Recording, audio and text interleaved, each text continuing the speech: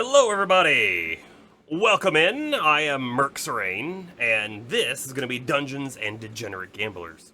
We did play this during a Steam Next Fest demo, like 2 months ago, or maybe somewhere around there. And I had a great time with it, so now I'm extremely excited to play the full release. This is going to sort of just be like a little game that we do here and there. I don't think we're going to do the full playthrough and like right away. We definitely have to be getting back to some of our other games that we're playing, like Wizardry. But this is tonight at least. I do want to call out. I see some drop frames happening already, and I'm not surprised, right?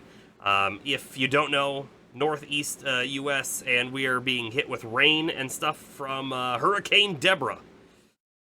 So there's that weather element that's happening, and I think it's what's impacting the stream. So I have also started the recording, and that way I'll just upload the full recording to YouTube after this is over. Burger, yes, that is true. Welcome. The trailer for Radical Fish's next game, which is the makers of Crosscode, is out. It used to be called Project Terra, and we had seen some little bits here and there about it, but the full like shown version of the game is out. It's called Alabaster Dawn, but the game's not out. They don't even have a release date yet, but it is on Steam. And it is wishlistable. Yep. In fact, how about we quickly open Steam, and I'll go to it. Alabaster. You can see it's already on my wish list, but I will say, if you look at the screenshots, if you watch the video, this very, very much looks like Crosscode 2.0. So we shouldn't be surprised at all with the kind of gameplay that we're going to get out of this. It's going to be very much like what Crosscode was. I'm sure it'll have its own unique elements, don't get me wrong on that. But if you enjoyed Crosscode, I have to imagine you're going to enjoy this one as well. I do appreciate you bringing that up, Burger. Okay. Without further ado. Game. Let's go ahead and jump into the main scene. Okay. We'll already notice that the music is much less pulled down than what our other music was. I noticed that we can customize our ID card, so let's go ahead and make our character how we want our character to be portrayed. And I have no idea what any of these look like, really. Kind of like this one. When my hair is just a little bit longer, you know, and I put it back like that, it kind of looks like that. Oh, the faces are just different colors. No different images. Sure. Nah, definitely not. Nah.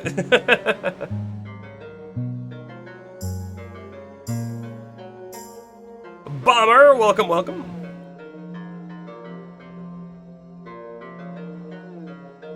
I think we're probably not going to do the glasses. We're definitely going to do some facial hair, though, right? Aha! Number 7. Number 7 is it. Go with the green shirt.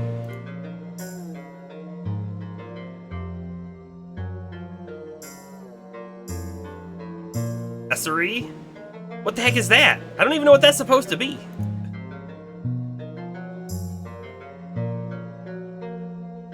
Hold on. Click, back. Okay. Oh, man, it made the screen go black. I'm sorry about that. Yeah, no accessories. What about a hat? We're probably not gonna do a hat. Background? We will probably change the background though. Look at that dark green.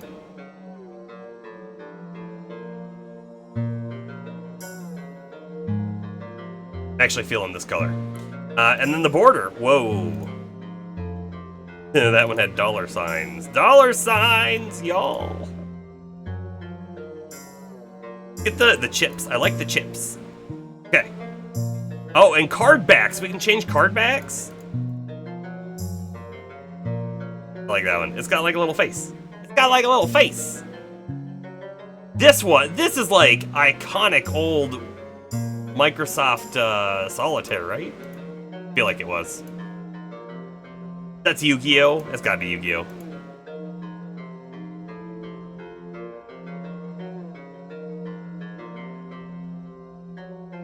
We'll just go basic on that one, that's fine. Okay, so we have our character. We have 25 chips to our name. There's credits, there's collection, which we shouldn't have anything in the collection yet. Except, I guess, basic cards. Sure. New game. Choose your starting deck. Okay. Oh, you know what? When we played... Wow, when we played the demo, we were actually given access to, I think, all the starting decks, and we went with a quote-unquote harder deck to start with. But, I guess we have to unlock other ones. Win a run with the Nothings deck to unlock the starting one here. This is Nothing, Diamonds, Spades, Clubs. We gotta start with Hearts. The Hearts heal you. Let's go with it. Confirm.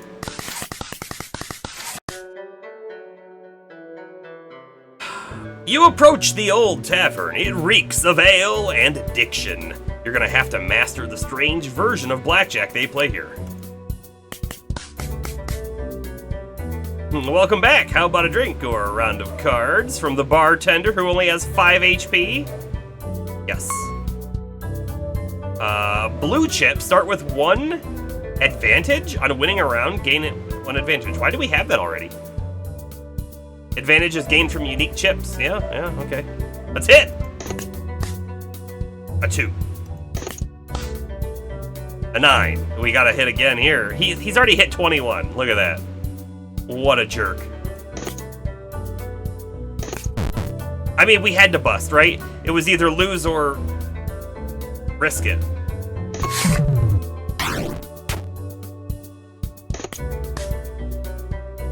Actually, had we not bust, we would have taken less damage. Okay, sorry. So this is a little different than normal blackjack, right? We actually took full damage because we bust. He also hit a 15. Oh. Oh, look at that 21. So because 19, he only took 2 damage. So we really should have actually stood earlier. I got my hearts back. I think because of the heart's ability, right? Stand.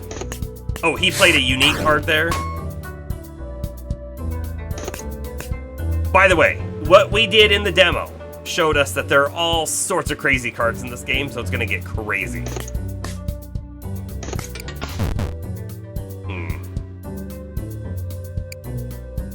That's a little unfortunate, but he did bust, so I could stand right now and deal 12 damage to him. So we will.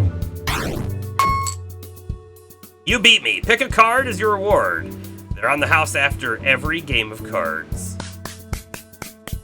Alright. Already, we're presented with some very weird things. The rules card. It counts as a 0. On play, choose to set either max score to 20 or 22 for this encounter. Wow. I don't think I like that one, though. The Queen of Wonderland. It's a 10 of hearts. Have the value of any played card for this encounter. Wow. I don't know if I like that or not, though. Let's see. The Bounce card. Which, by the way, these are on play. This one says handy, which means that I believe we get to hold on to it and use it kind of when we want. On play, move a random card from your played cards into your hand. On discard, burn. So the burn is then it's removed for the entire encounter. But this is actually very strong. And this one, you have to pay chips to reveal. So I think we're actually just going to go with the bounce card. A gambler stumbles into you. Eyes red from exhaustion. Do you have the time? They mumble. 8, You reply, on which day? What? We can play the Bard, or we can play the Gambler, and they're gonna have very different card sets. Let's just go with the Gambler. Okay, let's go ahead and hit. A Lucky Stars card. On play, reveal 1, 2, or 3 random numbers from 1 to 9. Set value to the total and gain that many chips. So that's what just happened here. You just gained all those chips. Interesting, right?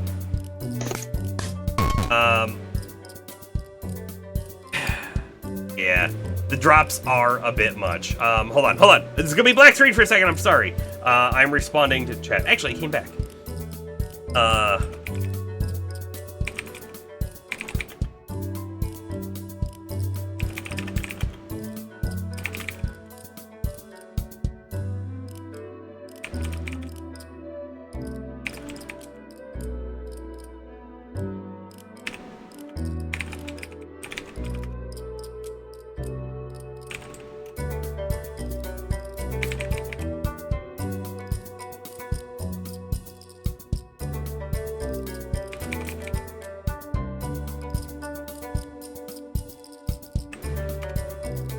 Yep. So, unfortunate. Very unfortunate. Again, if this continues to go throughout, like, the whole stream, unfortunately, I don't know that we'll do a full-length stream. It's unwatchable at that point, which is very unfortunate. I can't control it. If I could, we wouldn't have this problem. Oh, he bust, and we got that sweet 21. We're gonna do all of his damage to him. And by the way, because we played all those hearts, we got like 21 hearts back. So essentially, the hearts run is easy mode. Yeah. I better win next time. I owe the manager big after last night. Choose a card. The Dancing Queen.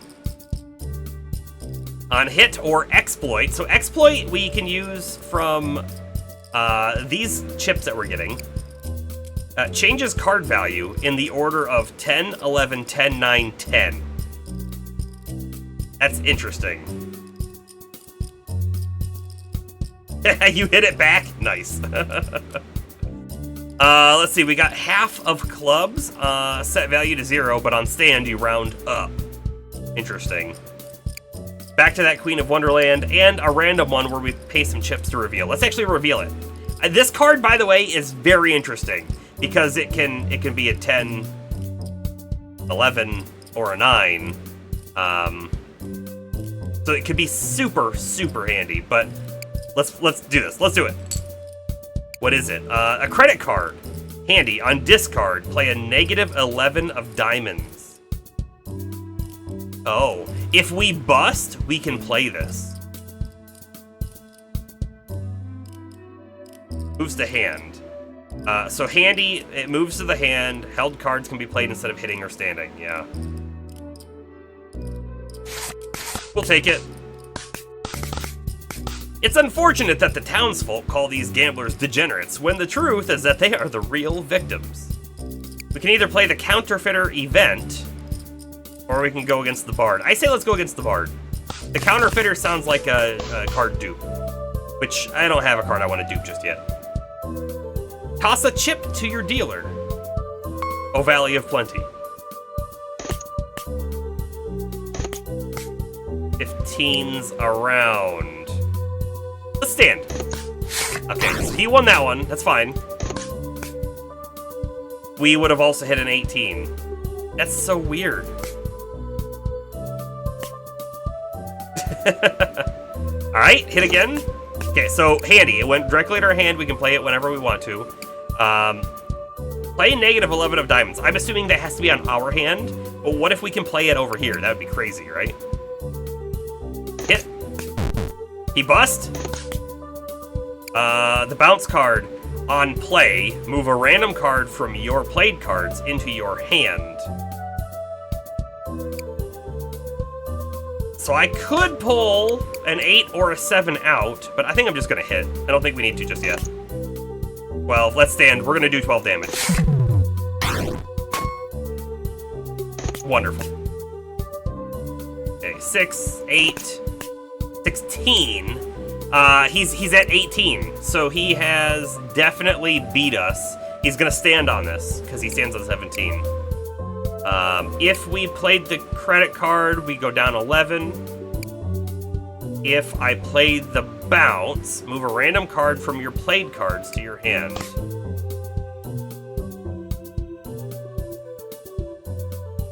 Any one of these would actually benefit us immensely on this turn.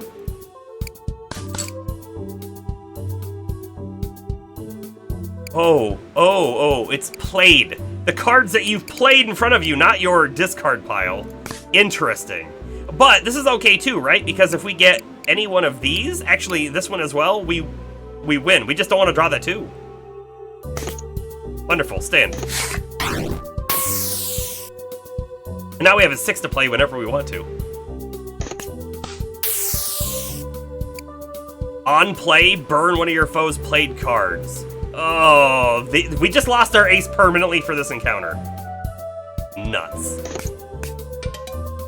The Joker. On play, copy the value and suit of one of your discarded cards. Okay, so it was one of these. It became a 9.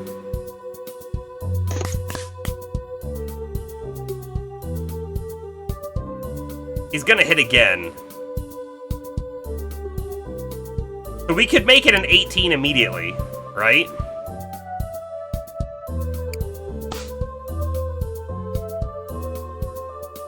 We have a 50-50% chance of busting here.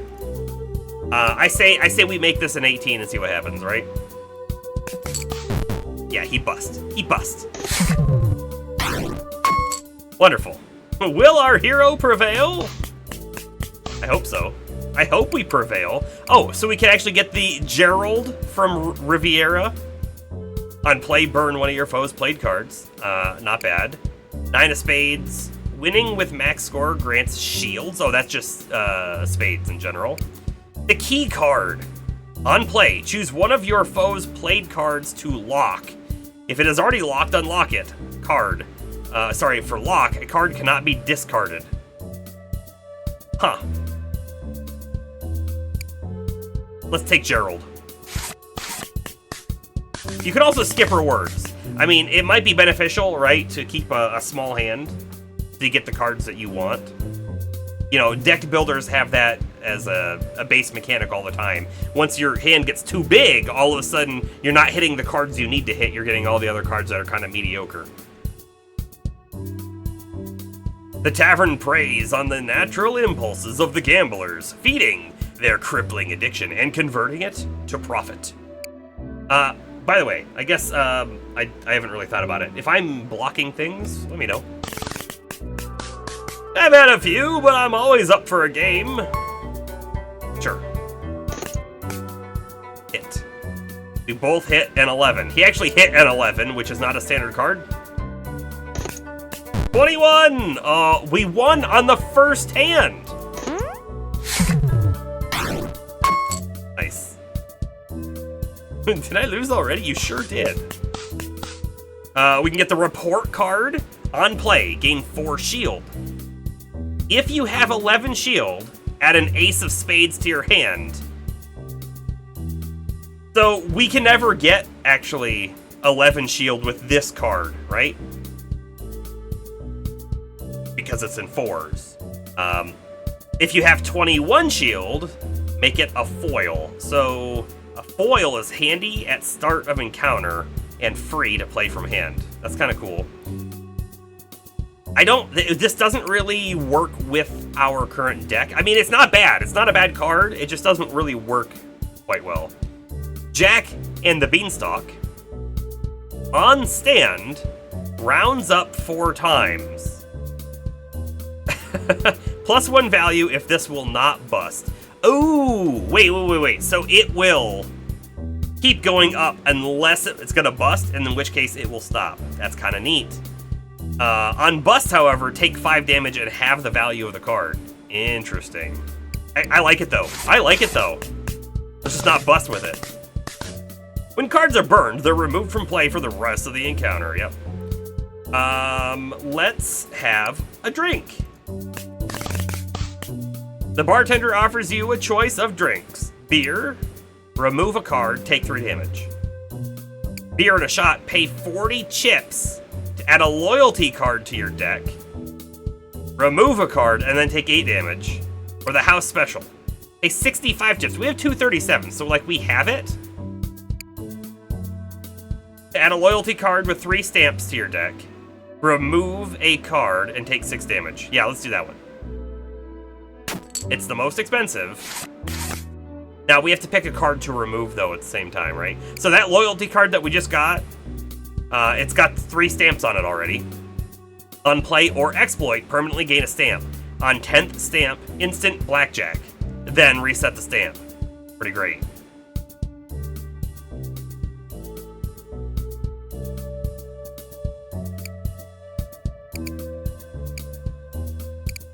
You know, honestly, I'm feeling like we removed the 2.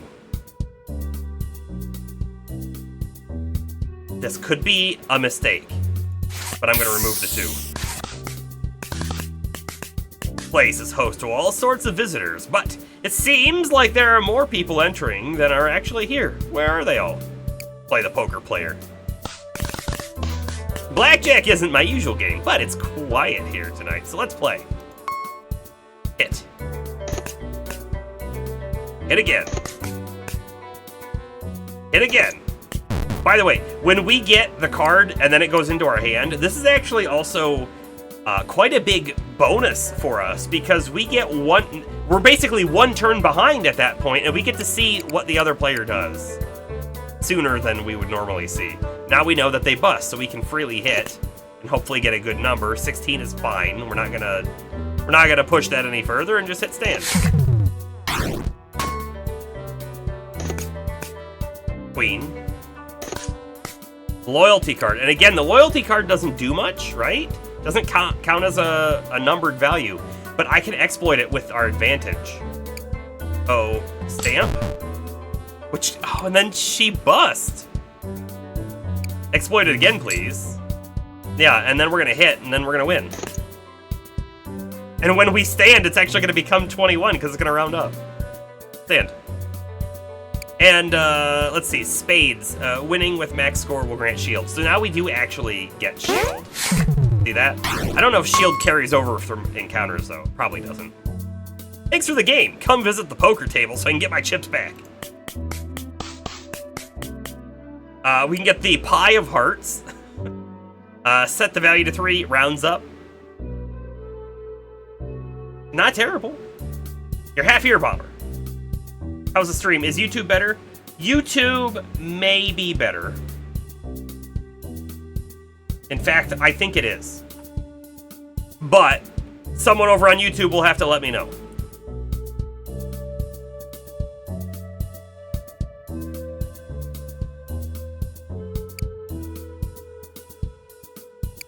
So by the way, this only... Oh, does it round up every time?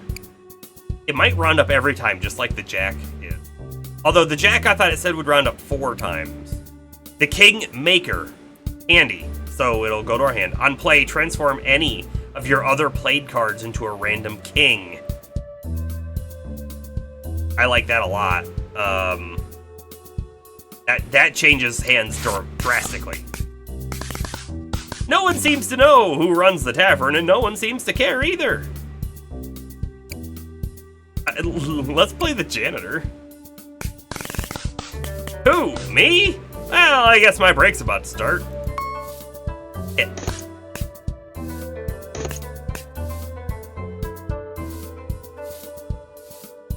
Oof. I mean, like, we're likely to bust, so I'm gonna stand. And then he locked our 9. Oh, he locked our 9. I don't love that. Because look, now we're at 19. Wonderful. Hey, what's this one? A time card. Exploit. While you have a played card worth 9 or 5, gain 10 chips. Now, can I exploit his? Because I have a 9. I cannot. I remember in the demo we were actually able to exploit some of the other cards. We'll have to keep that in mind. Yeah, 1 damage. No valid target. Dang. And now we're at a 12, which is really not great. Anyway, I'm gonna hit it anyways. 20. Perfect. Perfect. Man, only 1 damage. This guy, he's not busting. 15. We gotta stay there. Oh, and now the 6 is locked. Oh boy, this is really, really bad, right? We're good with these cards. Bust, bust, bust, bust, bust. Not a bust, but will cause a bust if we ever wanted to even use it out of the hand. This one would also bust us, but we would get the negative 11 of diamonds. I don't know. The loyalty card would be okay as well, but there's too many cards we're gonna bust on. This is a completely winning strategy. Look, we're stuck at a 15. We're stuck at the 15 because we can't remove these locks.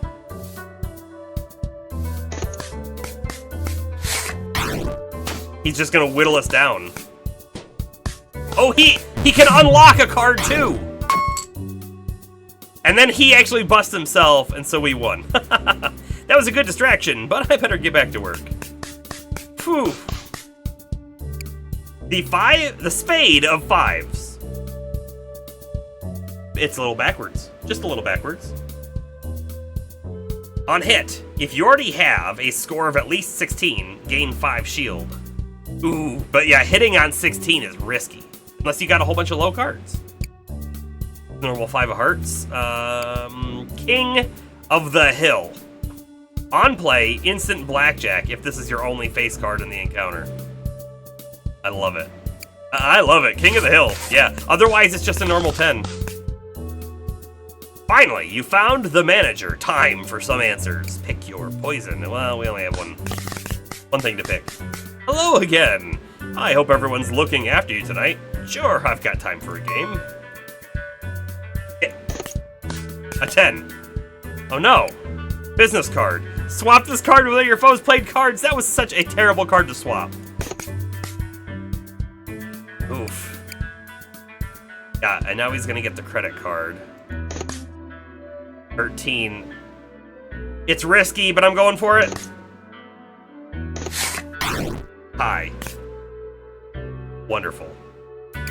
The negative 11. So now he's at negative 11.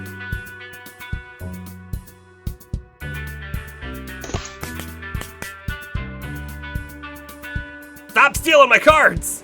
Actually, are those business cards entering my hand? They are. Okay, ooh, we got the Kingmaker. Transforms another card into a king. So technically I could transform this into a king. Not gonna, but I could.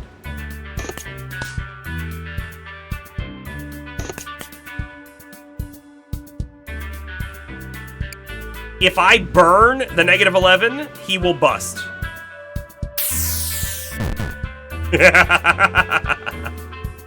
That's mean, right? A little bit. And then I could use the Kingmaker to transform this business card, and then we would have 19. But I think we're at 9. Why don't we just hit and see what we get? I guess we could have made it better.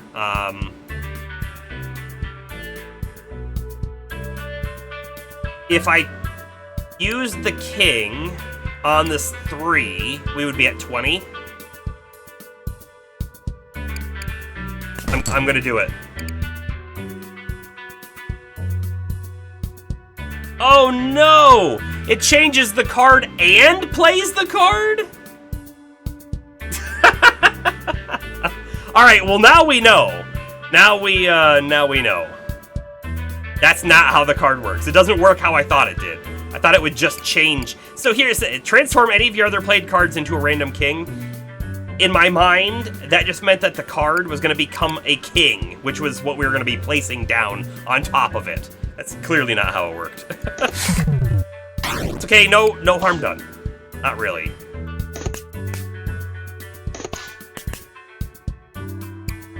Ace up your sleeve.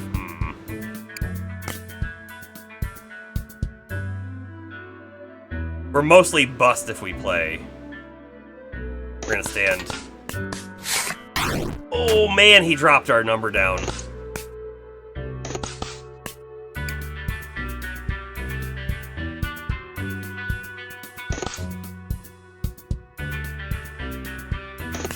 $18? Yeah, one damage. Fine. We've at least hit him. Okay, now we also have the credit card.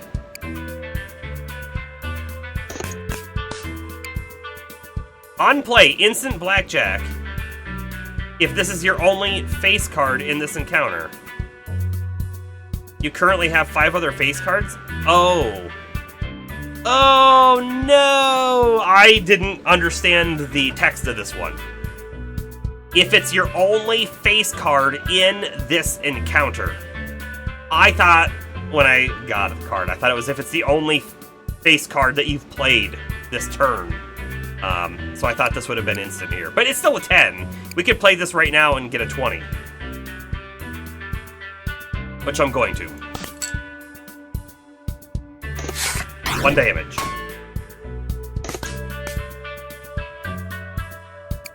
This one rounds up 4 times. On stand.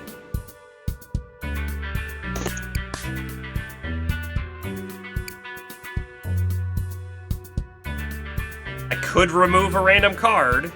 If I play this, and we get lucky to remove the -11, right?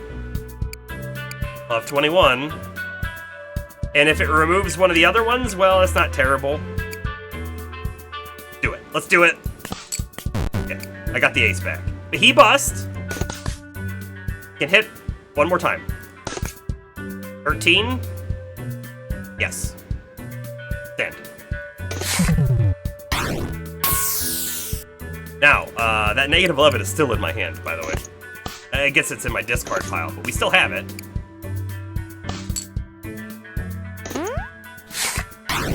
Good.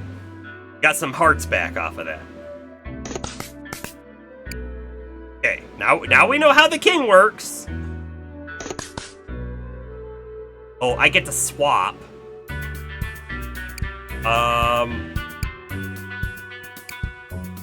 Oof. This would be actually way better if we got to swap with the 11 after he had already had a whole bunch of cards out there, but, I think I'm gonna make him keep the 11? No, I'll just take the 11. How about that? And then we'll play the Kingmaker. 20. Now that we know how it works.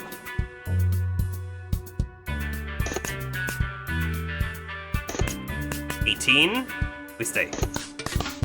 Yeah, he busts, we win! Managed it, beat the manager at blackjack. Who's in charge? Well, I've never met them, but I know they're on another floor. Here, you can borrow my elevator key card. And we get to choose a card to put in our deck. The 13 is very risky, honestly, right? Because you are... If you're playing blackjack normally, right, you're hoping for your 10s and 11. But if all of a sudden a 13 can bust you, you get scared when you're drawing. And this is a similar kind of card, right? The 21 comes out, and it's amazing if it was your first hit. If it's any other card, it's going to kill you. I don't think I like it. However, a random 11 isn't too bad. It's not as strong as an ace, right? Because the ace could also be a 1. Not as strong. I am thinking, though, let's reveal. The card sleeve on play, lock any of your played cards, then burn this card. This could be good or really bad, right? If it was a chunky 9, we would have to lock it. We have no way to unlock it. We could get really lucky, too, and lock an ace, you know? We'll take it. Before you can leave, the local fortune teller grabs you by the arm. You could be important one day. Let's find out. Tarot reading. Are you ready to have your fortune told? Absolution. Resurrection. A second chance. Secrets, mystery, the future yet unrevealed.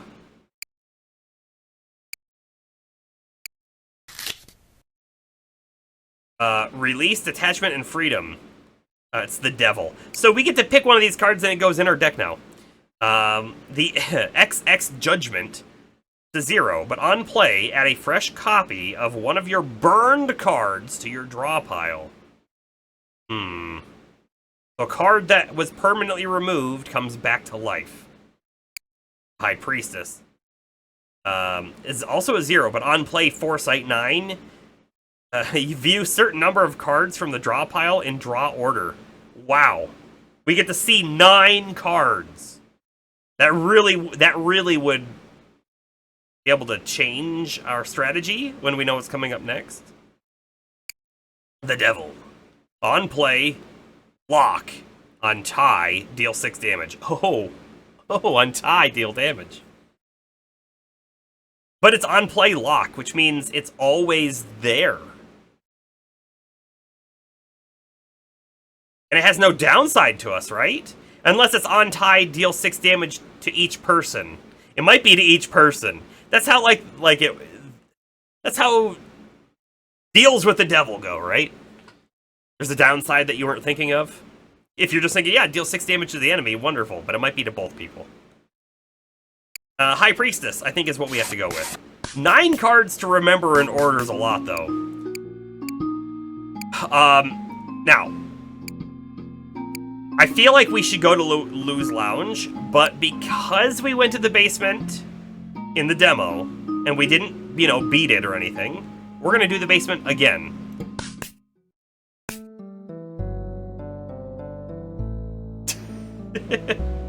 Alright, Bomber. I guess let me know when you're there.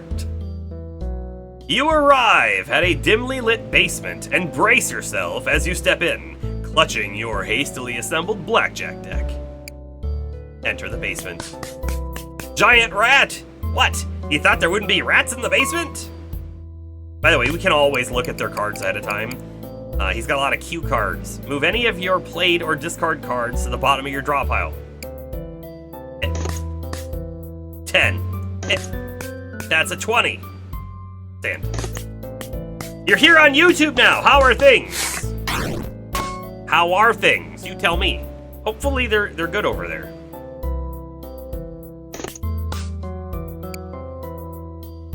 Yeah, I have 5 other face cards. This was a mistake. This card, I mean, it's fine having another king, but it was sort of a mistake to pick that one. Hit. 19, we stay.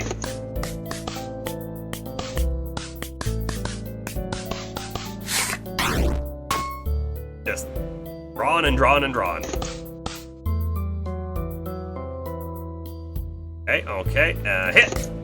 13, this is a scary hit. Right, we have a whole bunch of other face cards. 7 and below is good for us, and some of these other cards are fine as well. I say we hit.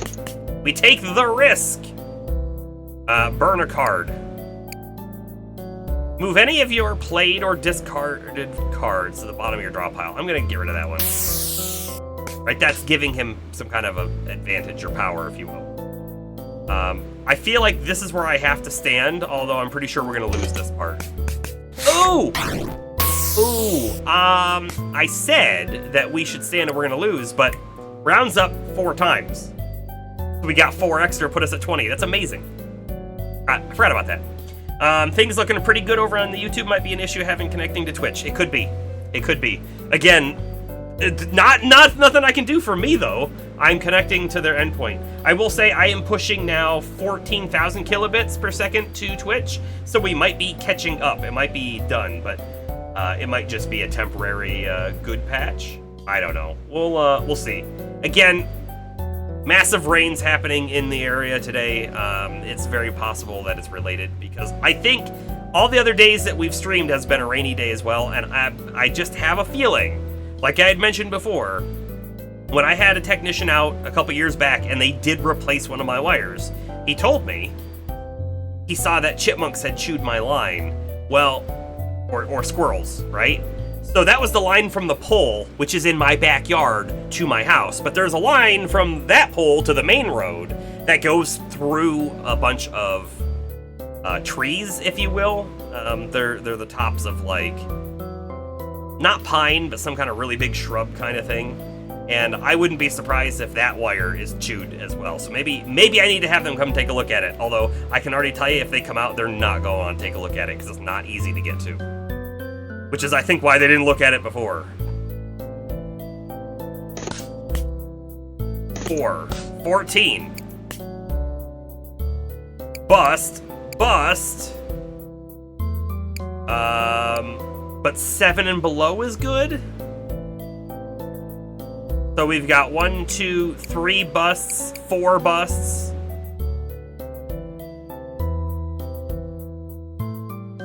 Just tell the weather to stop weathering. If I could, I would. Hit.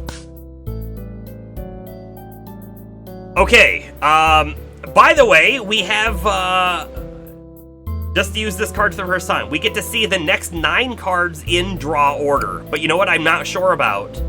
Is this the top card, or is this the top card? Either way, we'll be okay. We'll be okay, right?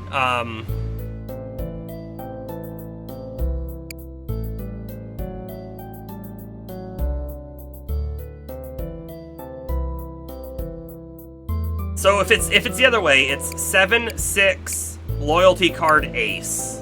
Right? 7-6 loyalty card ace. If we go the other way, card sleeve, bounce card, credit card, king, ace.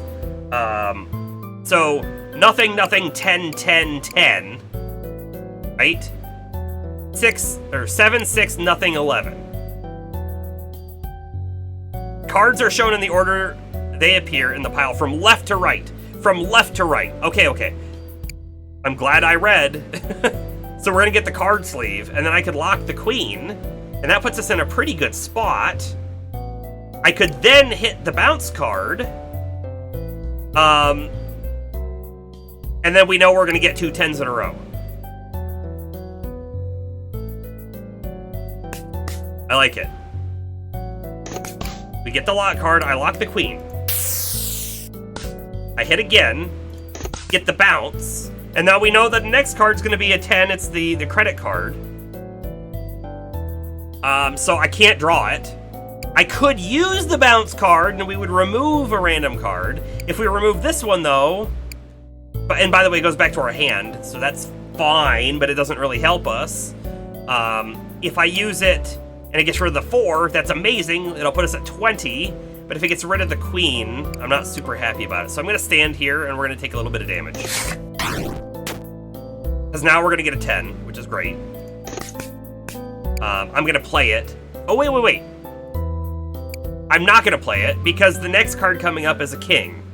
Let's just get the 20 naturally. Stand.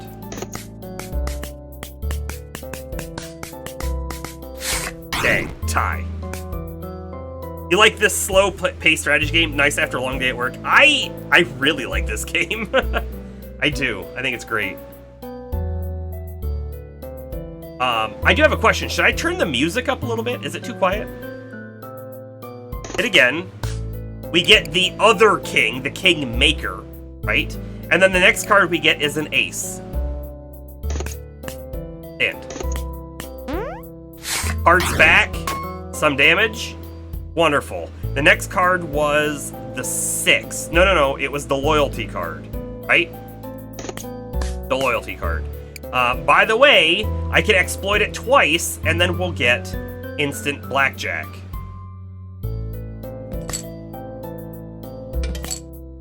So we will.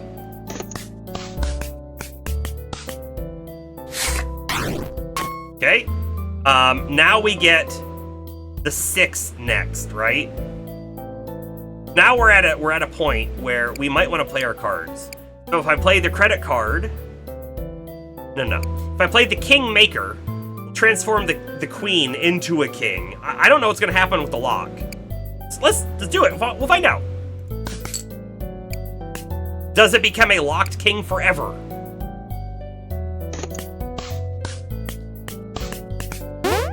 Oh, he got a 21. Got some shield off of that. It does look like it became a locked king, which doesn't change anything, really. So the next card is a 6. We don't love it. I could play the credit card, get us a guaranteed 20, and then we get a negative 11 the turn after. Man, being able to remember 9 cards in a row is not too bad for us, is it? And by the way, I almost hit that hit button. So he has in his pile so many small cards, it's kind of difficult for him to bust. And he gets so many of these cue cards that he can remove anything that he doesn't like. So he's kind of a difficult opponent, really. We're like trying to whittle him down, and look, he's full life and shield. Okay, I can play this, by the way, and we could remove this 11. By chance, we might also remove the king, but that's okay. We're gonna play a 6 and then a 7. And then, we have a 5 and an 8. The 8 would be the best. 5's okay. I stay, though. He's gonna beat us. I knew he was gonna beat us, but we're gonna get an 8, and then we're gonna shuffle.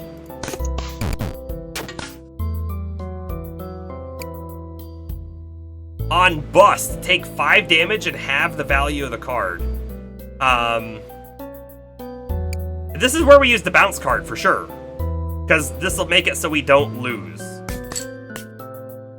And then we get the jack and the beanstalk to play later.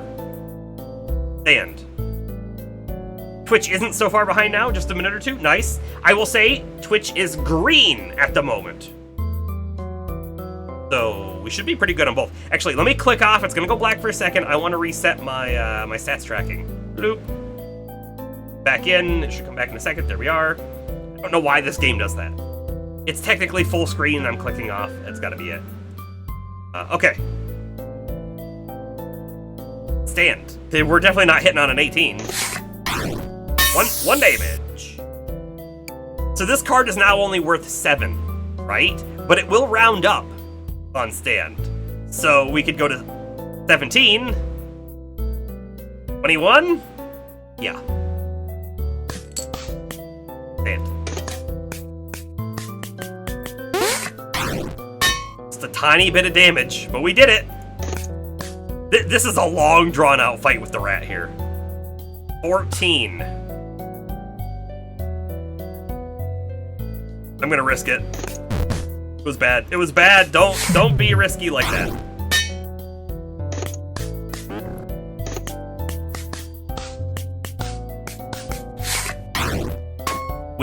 Whittle him down. If I do this, I get another negative 11 in my hand. I kind of don't love getting that many negative 11s. Let's hit it again. Kingmaker. Actually, the Kingmaker is a great one to play after using the credit card, right? If I use the credit card, we'll get a 20 this turn, and the next turn I get a negative 11, but then I use the Kingmaker on it, and then we get a 20 again.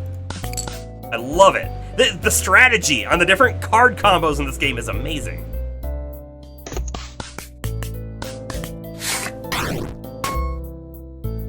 Okay. Oh, except I wasn't thinking. Because it would be king overwrites 11 and plays a king, so then we'd be at 30. 30's not gonna help us out any. Hit.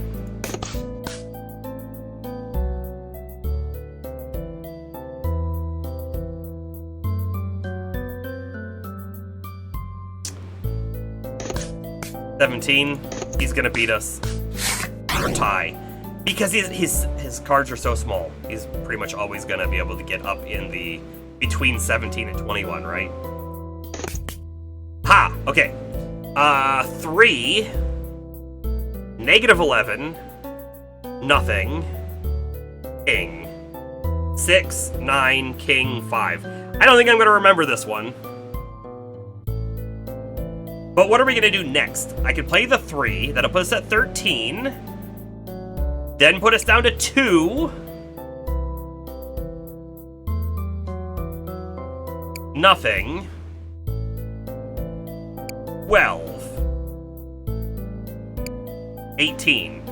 So we're gonna play all the way up to the 6, and then we'll have 9, king, 5.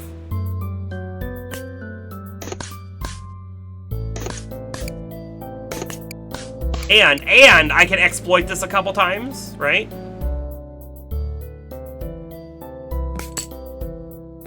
He got an 18.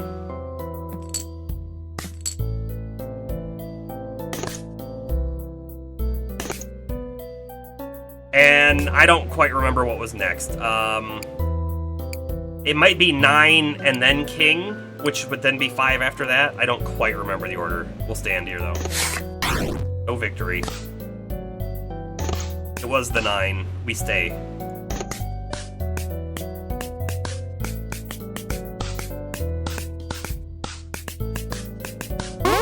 He got 21.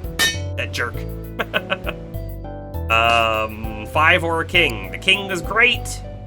5 not so great. We could also Kingmaker the locked card, right? Which we've done before, and that would give us a 20 guaranteed. Jeez. Our hand is, like, our deck is not great for this guy. Look, we're just not doing anything to him. I'm gonna risk the king. We got it. Tiny bit of damage. Next card is 100% the 5. Let's just do this.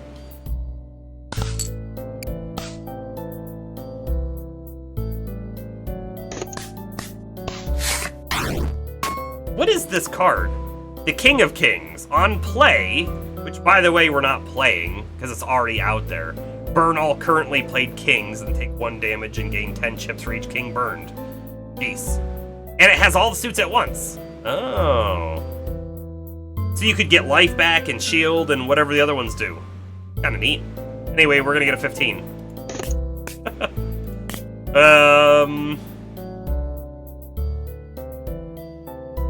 Good, good, good, good. Bad, bad, bad, bad, bad, bad. Meh. Okay. Bad, bad, bad, bad. Stand. Bust! Please bust, giant rat. He did not. Locking a 10 feels like such a good idea. But I feel like it is probably a good idea against most people, but this one is not great.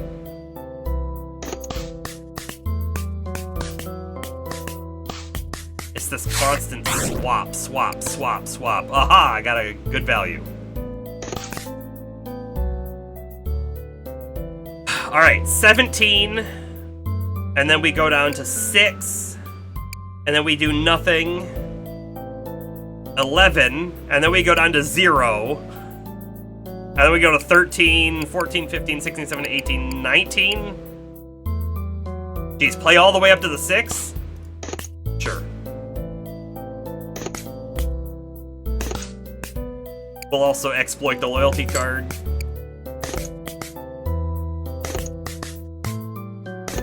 This is stupid, by the way.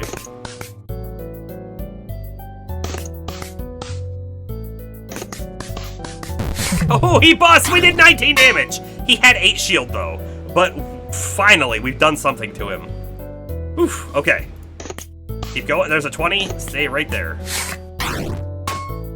Okay, good. We're making progress, finally.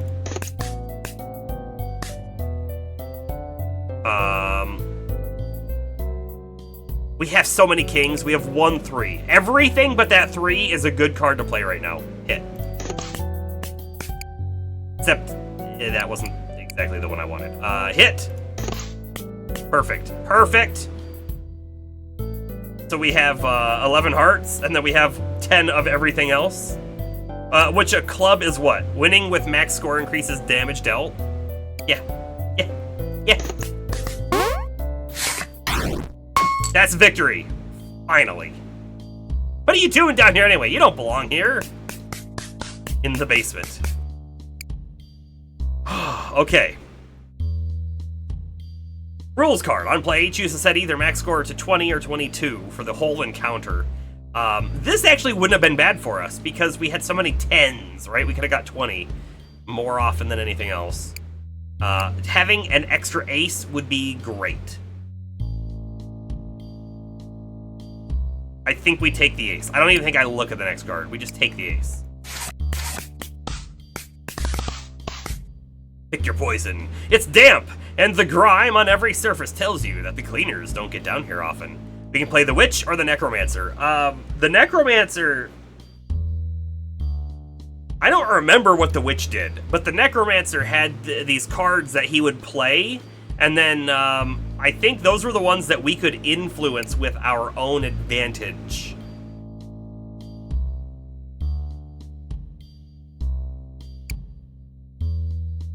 But all the cards that he was playing, I can't look at them yet, but all the cards he was playing were like some kind of grave, which when you play it, it rolls a number, and that's what it is. Then you exploit it, and then it becomes a bigger number, but it's still a random number, if I remember correctly.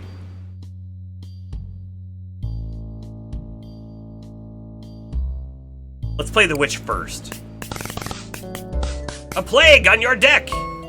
She has a whole lot of 13s. She has a strength card. Deal 11 damage and then stand. Ooh. She's got a whole bunch of green cards, which are also 13s. On play, move one of your played or discarded cards to the top of your foe's draw pile. So that's the strategy of the witch, is to fill your deck up with 13s so you keep busting. Right? And then she deals damage by playing this card, I think. And what's this one? Radiation Detector, which is also a 13. On play, turn a random card from foes' played cards into a radiation detector. So another element of getting 13s in your deck. It's a weird mechanic, right? Because she's basically gonna bust every card. The first card is a 13, the second card is a bust. Which is real time! Nice. Except the green card will start filling up your opponent's hand. This one will actually just deal damage. All right. I guess we're sort of understanding it. No valid target. Okay. She stood there. Oh, okay. So she can stay on a 13, but we're gonna hit again and we should do damage. We should do good damage.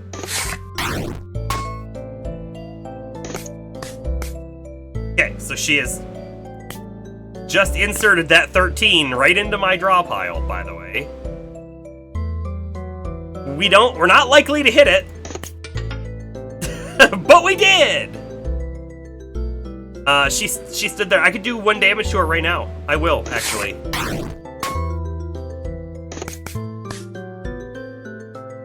Ooh. I like you. The Kingmaker card? Very good here. We draw 13 up front. We swap it. There's our 21. Getting all that HP back. I kind of wish we didn't have to play with the hearts to begin with. The hearts feel too easy when you regain HP on 21. It just feels too easy.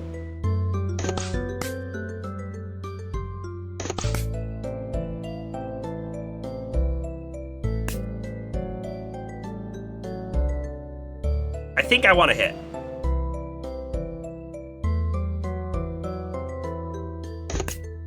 $17, that's fine. 3. 13, but this one will go up, so we'll be at 17 if I stay. Let's do it. We'll do a tiny bit of damage. Chip it off.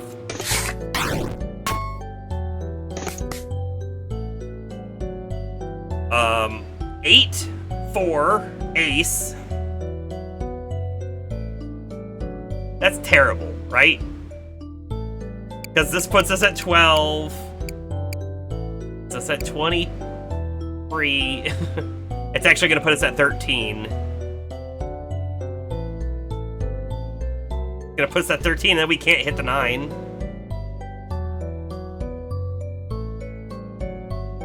I think I'm better off doing... Oh, if I do the 12 and then we stay on 12, we might take a damage, but then after that, I get a 20.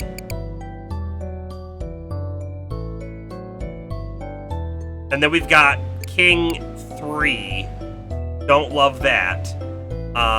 But we can remove one of her cards, I guess, and then loyalty card comes up. So this is what we're gonna do. 8-4, stay, take a damage, and then do 20 off of the ace-9.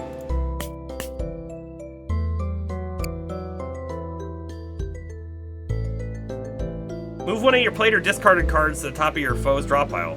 To the top. Oh, to the top. Did she do that?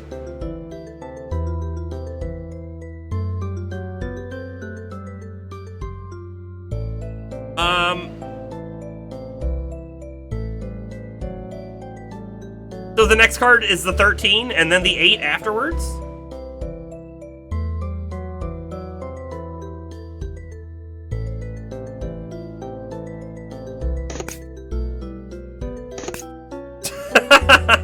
Sure!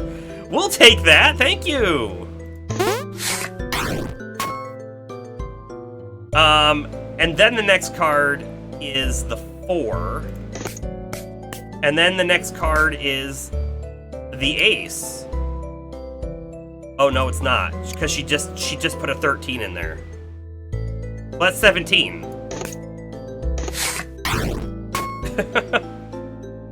Now it's the ace. Oh, we had shield! Woo!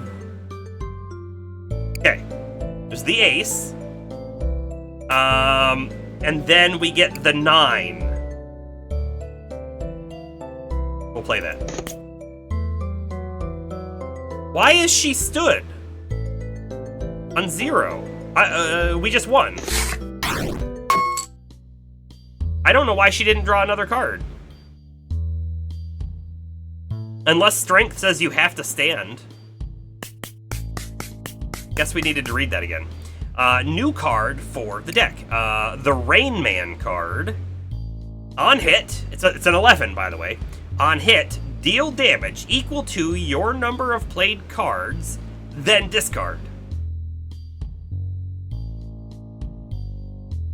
So if that's the first card we have out, and then I hit 3 more times, it's gonna just keep doing damage. On stand, gain shield equal to your number of played cards. That's neat. The Shanker card, a credit card knife. We can exploit it. We lose 5 chips, but we deal 5 damage. Increase the chip cost of this card by 5 for this encounter.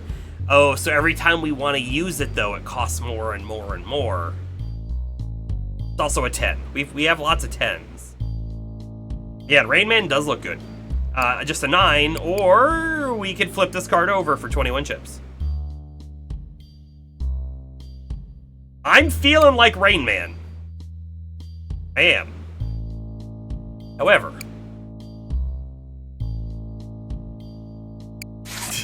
we'll take it. We'll take the Rain Man.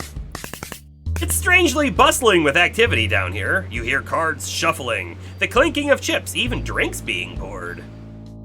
Loot boxes? Alright, let's just go for the Necromancer.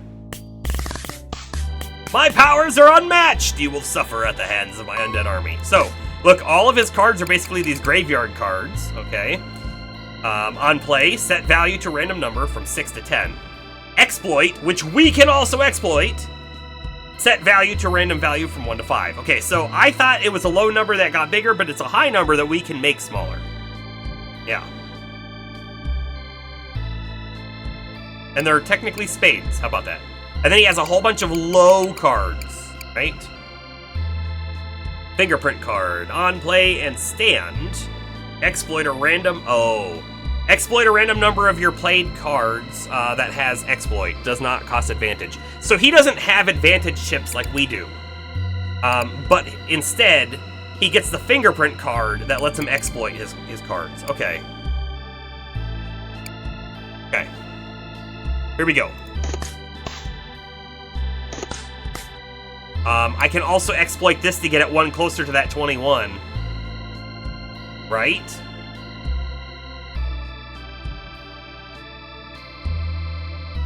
Might want to hold on to the advantage, though, to exploit his cards. It's a tough choice. I'm gonna leave it. right? Because now, if we want, we could exploit this and make it a crap card, but I say we stand there. Haha! He bust! Any damage.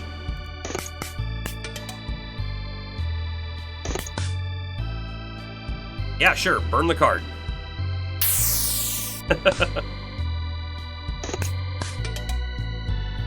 There's our 9. This is our 13. I don't love that. However, we could bounce a card. Yeah, let's bounce a card. 17. Shoot, he's ahead. Although, I can exploit this right now. He's already stood. He can't do anything else, right? So he's going to go from 8 to at least 5, but maybe lower. Burger! Yeah, it looks like everything's cleared up. It looks like we're good. I mean, knock on some wood or something. Let's not jinx it, but I think we're good. Okay, let's exploit his grave card. And then we stand. Love it. And then my not Gerald. my Gerald of Riviera was burned. Ooh, okay. Let's see. We're at 8. And then we're at 10, but we don't have to play it, right? And then we're at 7. That's 15. And then we definitely don't want to play that. You know what I want to do? I want to play Rain Man, and then I want to draw that Jack. Right? Rain Man, and then the Jack. So we're going to draw the 8, and then the 7, and we're going to stay at 15, and we're probably going to take damage. But we'll have a credit card. Then we'll do this. We'll get a 21. And then what do we do? The Kingmaker will go in our hand. We'll do a 3, and then Kingmaker to do 20. And then we'll do a 10 and a Jack for another 20. And then we'll have the credit card left over. Okay, so we're going to play all the way up to 7. And then we go from there.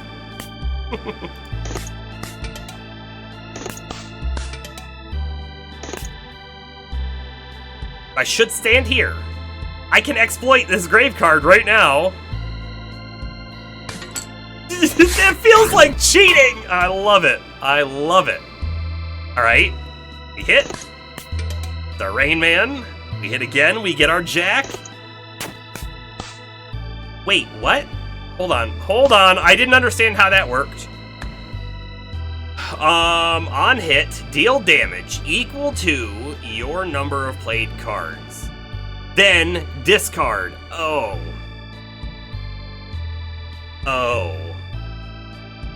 Then discard. You misread it too? Yeah.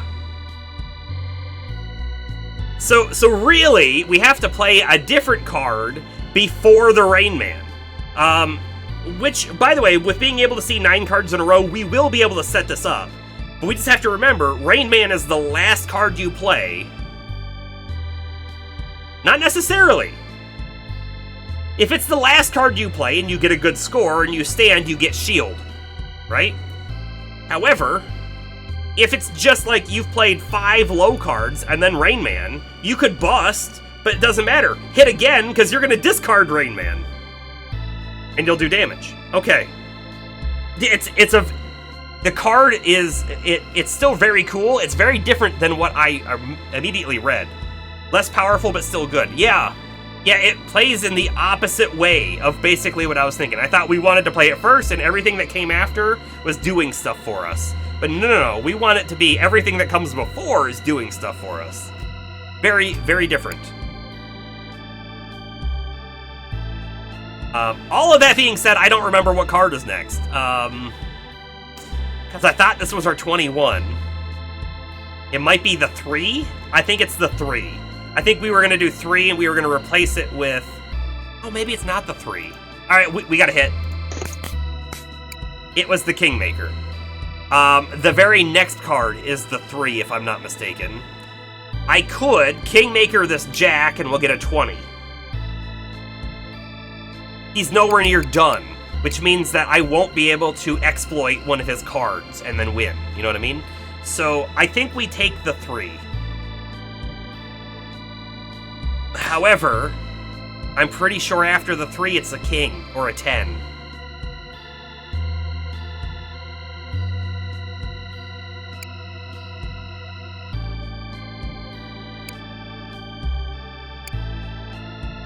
I'm gonna play the credit card. Credit card. Oh, wait. If it's the 3 and then we play the 6 on top of it, that's a 19, and that's not too bad. And it is. He's gonna stand, by the way. And then we're gonna drop his card. Oh, wait. Wait. Did I have to use an advantage chip in order to play the 6?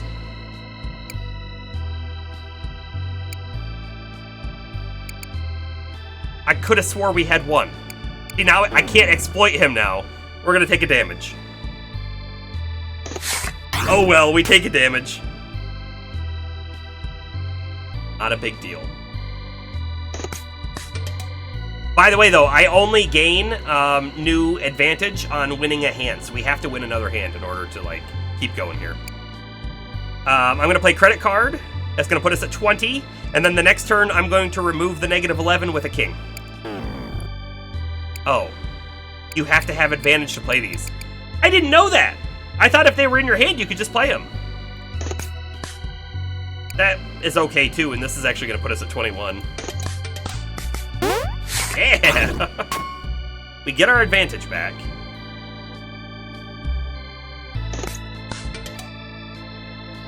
$21. 1.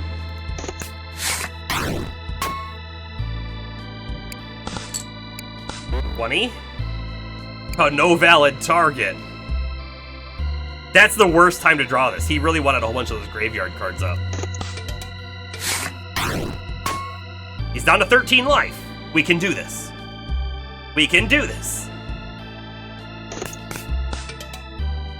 What cards we got left? We can lock a king. We saw how that worked for us before. I'd really, really love to lock an ace. That would be the dream, right? I guess we're hoping for that king. I believe I have to lock, by the way. I don't think I can choose not to. Locking the king's not a bad thing, though. I don't think so. But we do know the last card here is a king. Oh, we will stand.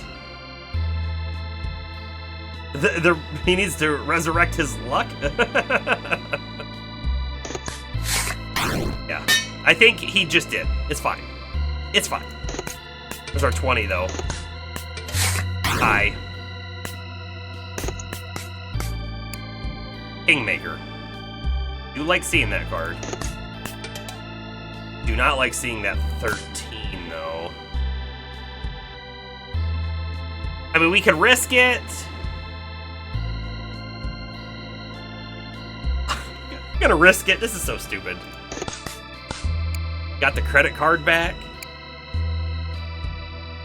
I mean, he's gonna stand right now, and I really can't drop him that far, even if I exploit him. So we risk it again. We bust. And there's nothing I can do here. Big ol' 17 damage to our ego.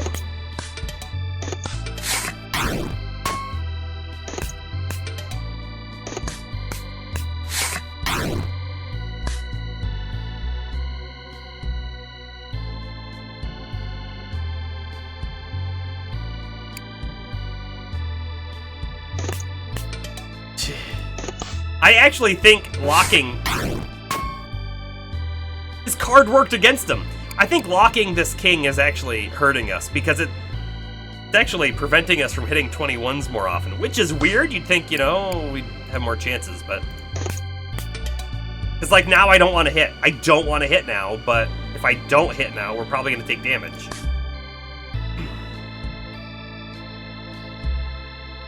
All of these are safe. That's 4. 1, 2, 3, 4. Excuse me.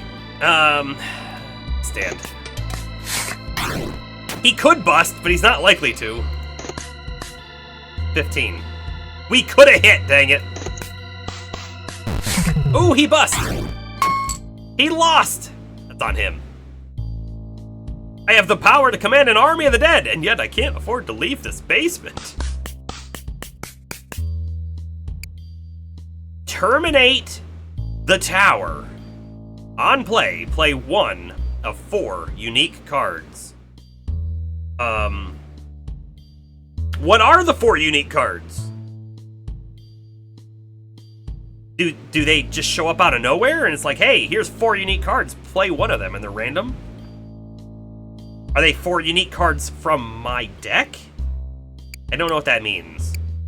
Normal queen, normal 2, or random. Let's see what the random is. I'm interested in this tower card. Let's see what the random is. The Killer Queen. On play, burn any other played card, then +2 the value to this card. That's so dangerous. That's so dangerous, because the longer you go, the more you have to keep burning cards while playing this one, which means it's going to get higher and higher in value. On the Rat and the Necromancer, which were both long games, this Killer Queen becomes a very high value card that might be an insta-bust.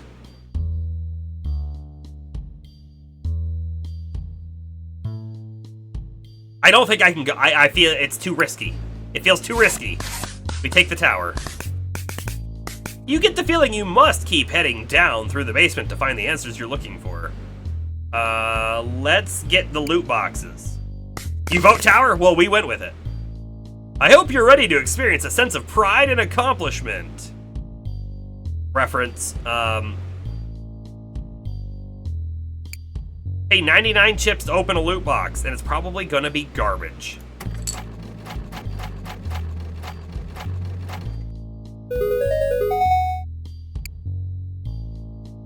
Is this just an HP potion? Do I only pick 1?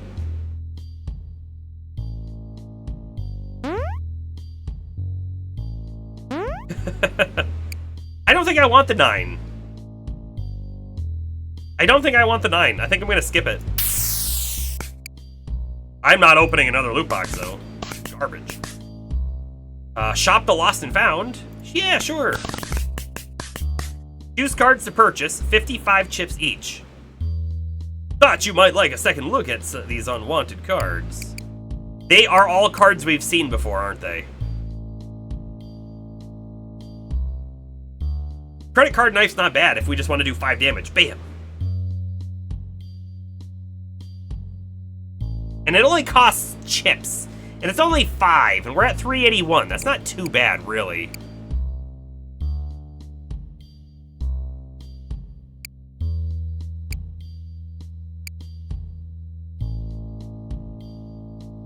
However, you know, we have so many kings, so many 10s in our deck. If we set the max score to 20, we would hit it a lot of the time, wouldn't we?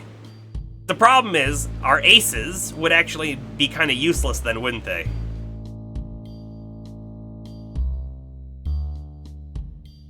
I'm gonna do it. I'm gonna do it. I feel like it's a little risky, but not terribly risky. Leave. The Knight of Cardonia.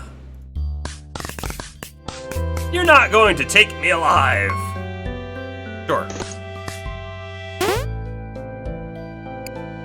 Cardiovascular exercise. On play, take 2 damage, but gain 5 shield. What else does he have in his deck here? He has another one of those. The throwing card. Deal damage equal to your shield. Then move this card to your foe's side. Ooh, we don't really have a shield build. That's cool, though. Joker, copy the value and suit of one of your discarded cards. Okay, and then he just has a bunch of normal spades. However, I can exploit this right now to get a 21. So I will.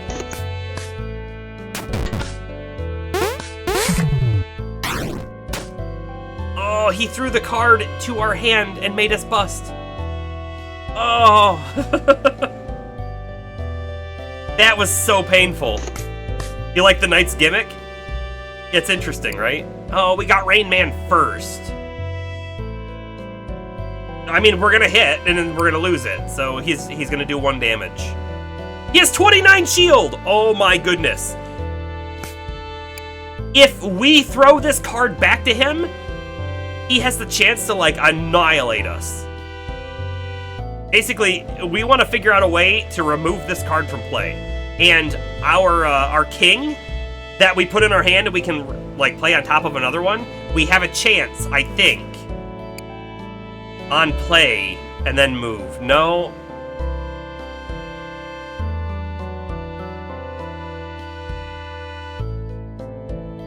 Okay, here's what we've got to do. We have to play it. And then we have to throw it over to his side, and then we have to get super lucky and play Gerald next so we can burn it. I think we're gonna lose. I think this is our point.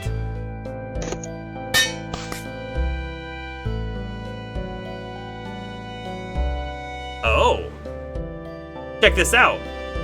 You actually get to choose yourself or the foe to change. Alright, well, we're gonna change ourselves to 20. Because we have so many 10s. He bust. 17, we stay. Hey, get rid of that shield. The ace is now scary. No, we're fine. We stay at 18. I don't love his gimmick. I don't. He's just boosting shield over and over.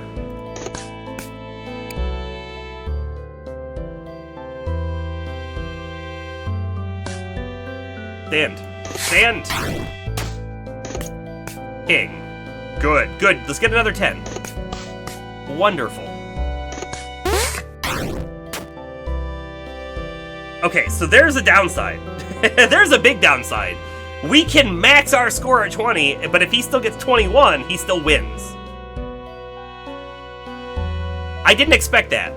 Maybe I should have. It makes perfect sense, because he has a higher value. But in my mind, I was thinking, we got blackjack.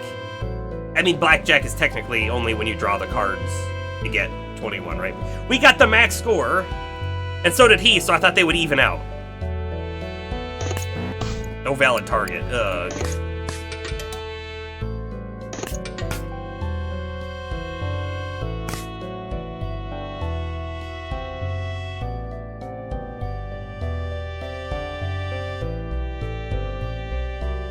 I'm standing. We should have hit. We should have hit. 44 shield. Yeah, burn that card. Get rid of that. Okay. Bust. Not bust. Not really. Not a bust either. We have 2 bust cards and a whole bunch of non-bust cards. We'll hit. I'm going to stay on that, though.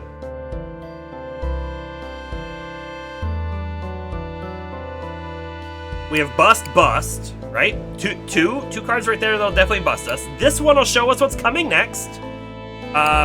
This will go to our hand, this will go to our hand, this will go to our hand. This will give us 4, putting us at 20. We have 2 cards that'll destroy the hand. And we have 5 cards that won't. We're gonna take a risk. Now it's 2 and 4. However, if we do bust, I can remove one of them, right? Hit again. Okay. Play our bounce card. We've still bust. Ugh. But you know what? We got Gerald back, so we can now burn another card. And if it's another cardiovascular, it's going to be good for us. So we're going to take damage. Nothing we can do about it.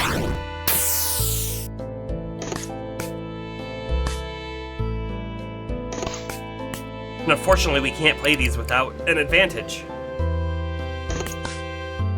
So we're going to get the Terminate, the Tower, and then the Kingmaker, which we can't play. If he gets the throwing card again, he wins. He's at 44. The throwing card is here. It's in my discard, so it's coming up. Okay. Card to play. Break limits on play. Double the value of a played card for this encounter. That's bad. That's actually bad, right? Because if we play this... Oh, we probably get to pick. It doesn't say random. We probably get to pick. If we play this card, we will have to double either the jack, which will bust us, or we could double the tower, which will become an 8. So 18, and this would make it 19. You can play Sweep the Leg, unplay, set foe's max score to 20, and set yours to 22 for this encounter. That's interesting. Scratch. On play, deal 3 damage. Increase the damage of all your scratch cards by 2 this encounter. That's an interesting... Get a whole deck of scratches? This would put us at 16. This would put us at 17, right?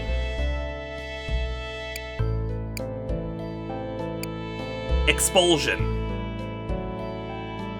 0. Deal and take 2 times more damage. Oh, man.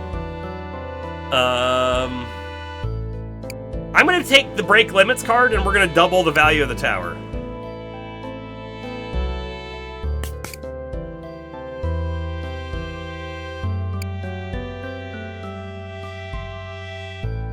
I can double any of these? Oh, I can double one of his.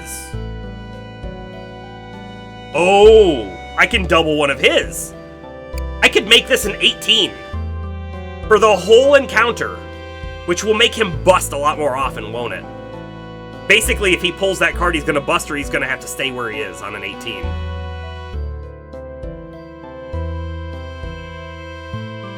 This changes things. It's going to make him bust this turn as well. So we're going to do 15 damage. I like it. Let's do it.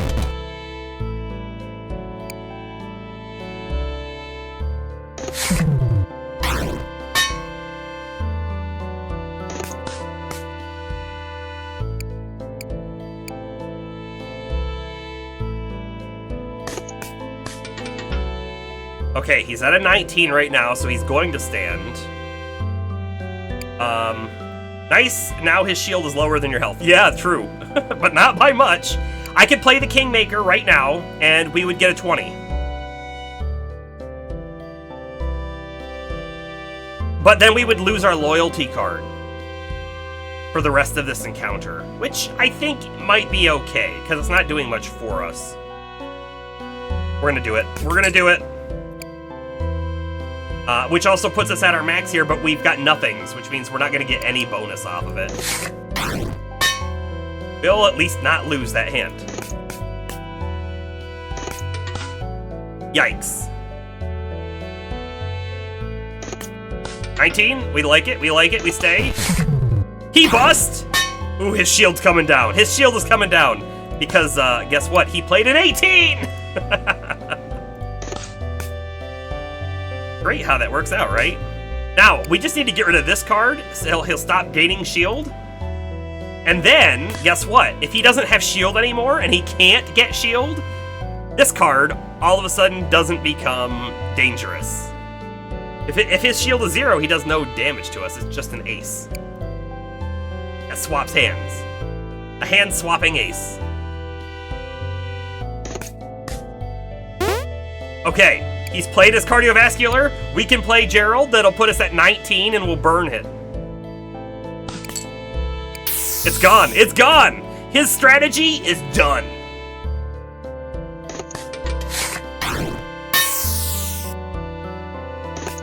Now, we do still want to get lucky and burn most of his shield before that throwing card comes up, though, right?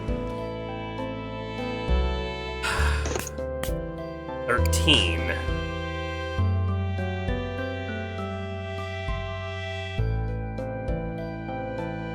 We have 3 cards, we have 4 cards that'll kill us immediately.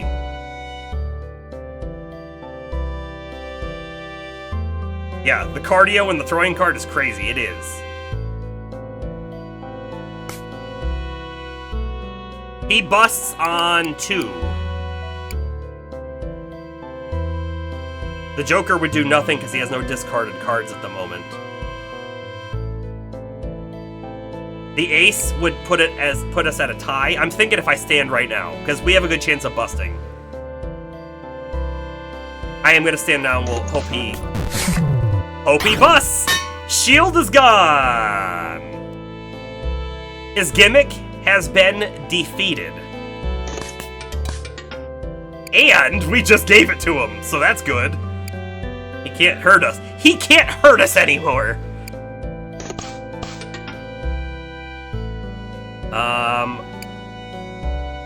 I think we play the credit card right now and get a 20.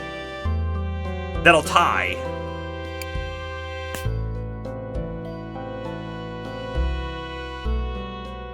I think I want to do that.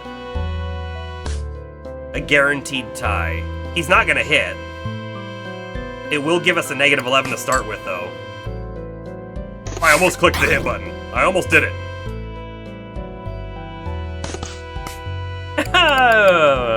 That's actually good. Countering out the ace is not bad, because we have like 10s, not 11s anymore. Your sword is dull, O Knight of Cartonia. Do you yield? Come back here, I'll bite your knees off!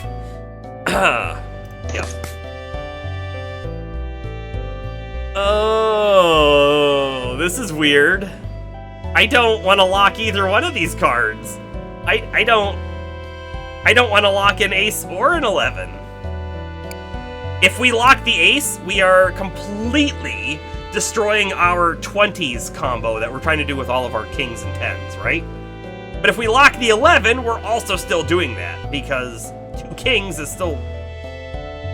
It's gonna be a 9, right?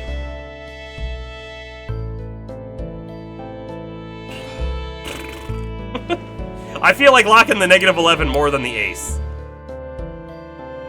Because if we lock the ace, let's think about it rationally, right? If we lock the ace, Glenn, what does this one do?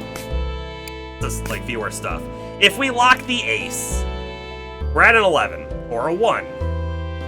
Okay, great. So we can go to an 11, right? And then we draw another one and we bust.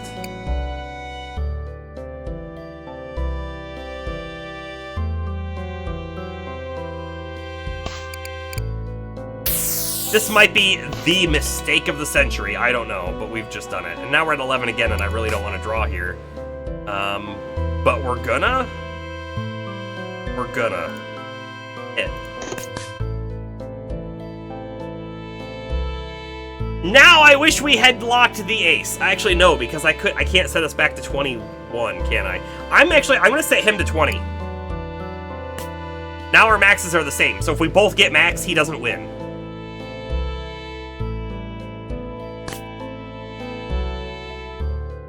We have 3 cards that kill us. This one doesn't, really, because we'll just hit again.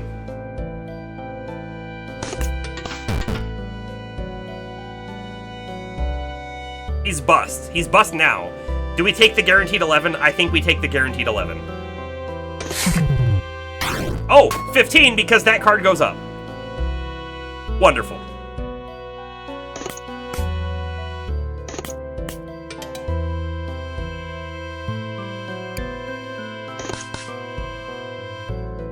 Choose a card to double its value. Would this make it -22? That would be scary. We'd have to go through so many cards to make a value. I could double the break limit. Not great, though. If I double the jack, we bust. Because right now, we're at 3 with this card here. At 10, so it'd put us at, no, it'd put us at 13. But that gives us a permanent 20 card, which is only good if you draw it first.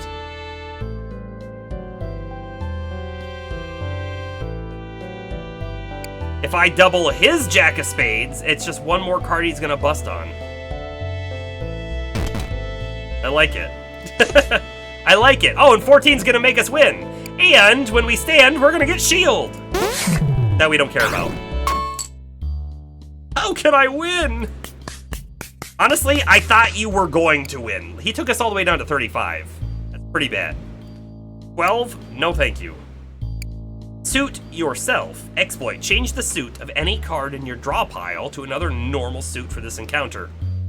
Yeah, now throw the throwing card. The pie of clubs. Now, we're gonna check. We're gonna pay the 20. Oh. I don't want a pie card. I don't really want the suit yourself card either. I'm gonna skip all rewards. I don't want any of these. I don't think they help us. The Gambler, has he come back down again?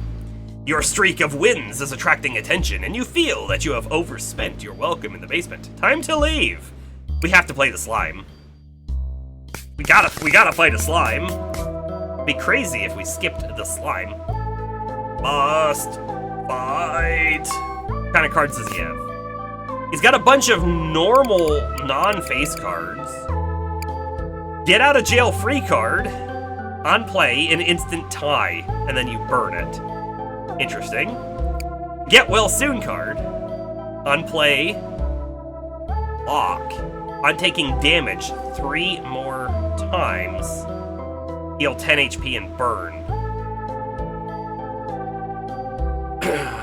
Okay, so if we hit him for like 1 damage, 1 damage, 1 damage, we've done 3 damage, but then he heals 10, so he gets 7 back. But if we hit him for 10 damage, 10 damage, 10 damage, well, he'll still be at a negative 20. It's an interesting card. Actually, it's one of the only like healing cards I think we've really seen. Got a bunch of chalk outlines, the victim card. On taking damage, +1 value to all foes played cards. Oh. Ooh. Is that permanent or just like while they're played? When they go back in your hand, do they go back? I don't know. Cardus Acanthoides. Or Acanthoides. On stand, round up. On taking damage, deal quick damage equal to the value of this card. Okay.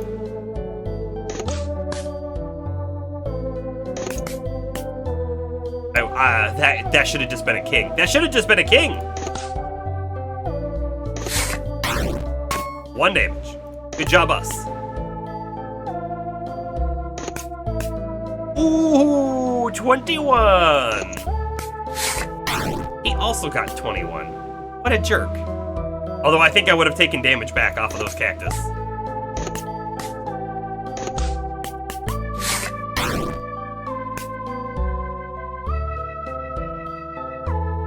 Are you seeing what's happening here? Are you watching this?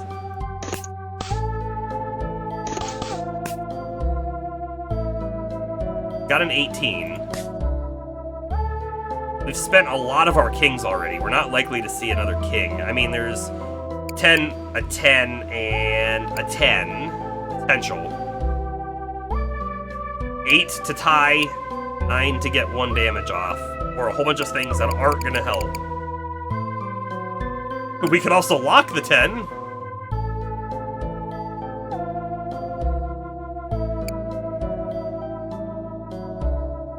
Man, what if we locked the Rain Man card? Could we not discard it then because it's locked? That would be neat.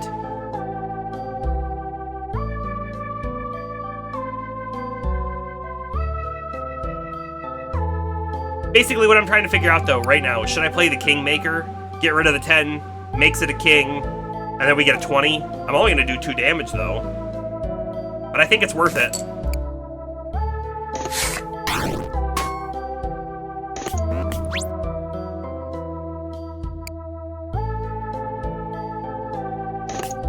Yikes. Aha!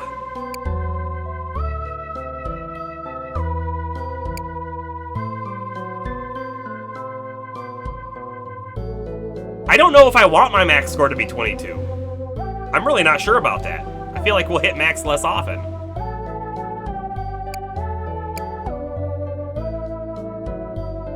Scratches are dangerous now, too, because he has all these cards that retaliate on taking damage, and if we're doing tiny bits of damage to him, that's really not great. I don't know if I want that card.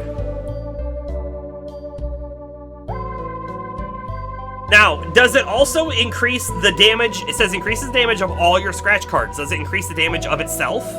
Because if it does 3 damage this time, but then 5 damage next time, then 7 damage the time after that, it could be worth it. It might be worth it, right? Or expulsion. Deal and take 2 times more damage. I mean, it's the risky play. Gotta hit him hard. Hammer time? But there is no hammer card. What are you talking about? And we don't have a great card to double. Honestly, I wish he had a big card up here that I could double and make him bust, right? I'm actually thinking scratch. Every time we play it, it's going to increase the damage of its scratch card, so of itself. And if we play the tower again, we could draw another scratch card and have more of them. I don't know. It feels a little risky. We'll try it though. Okay, we have a loyalty card, not going to help us. And then a 4, which is going to put us at 15, and then we bust. That's not great at all.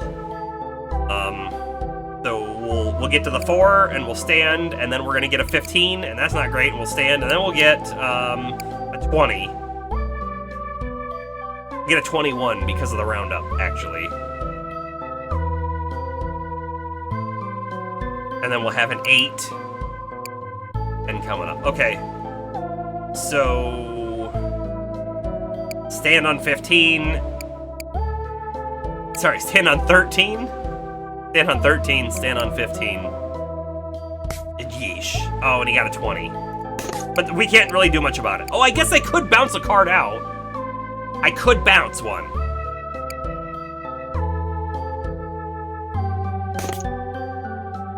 So we know that the next card's a 9. I could bounce something out of here. Let's do it. Let's do it. I got the tower card back. And if I play one more, we're gonna hit an 18.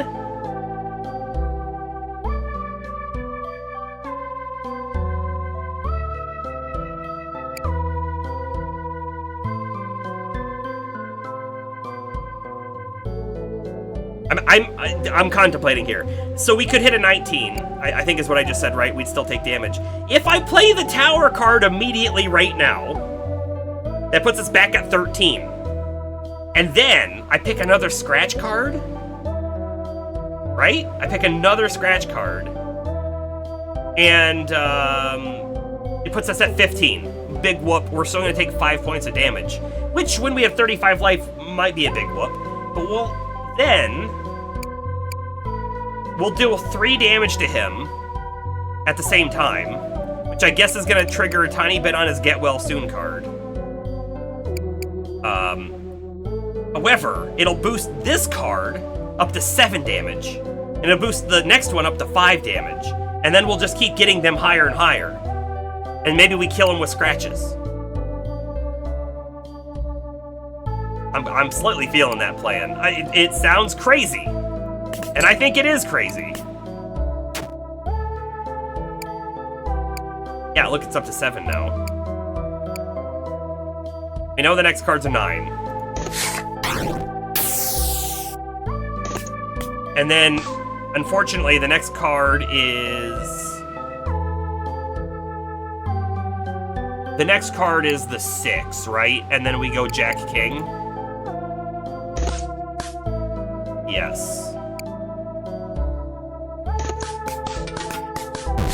Ooh, okay, hold up. However, these are gonna go into effect, and so we just got... some of our cards just got boosted, right? This is now an 11 of hearts. Okay. This is now an 8. Interesting. But now we get Jack King, which is gonna 21 us.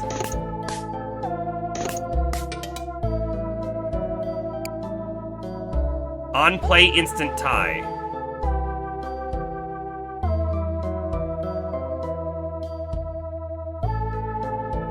On play, instant tie did not do what I expected it to. I expected when he played that card, the round would be over and we would both tie. It didn't matter what it was.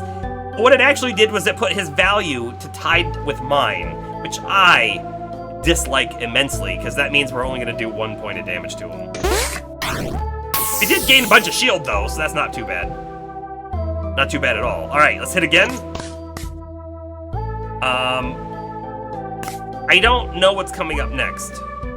I feel like it's the credit card, and then that was the end of what we could see? No, not quite. I have to burn that one. Goodbye. Now it's the credit card. And then I think that was the last card that we could see. So we've got an 8, a rules card, or a Rain Man. We got ourselves a Rain Man. We're gonna stand, we're gonna get a tiny bit of shield, and hopefully he's gonna bust. Nice. But our cards just got more value too. Okay. Okay. Hit again. I don't know. I don't know. I legitimately don't know what we should do. I think I'm gonna set him to 20. I think putting him lower is gonna make his chances of busting higher. So we're gonna try it. Out of 19, he's not gonna hit again. Tied. That's fine.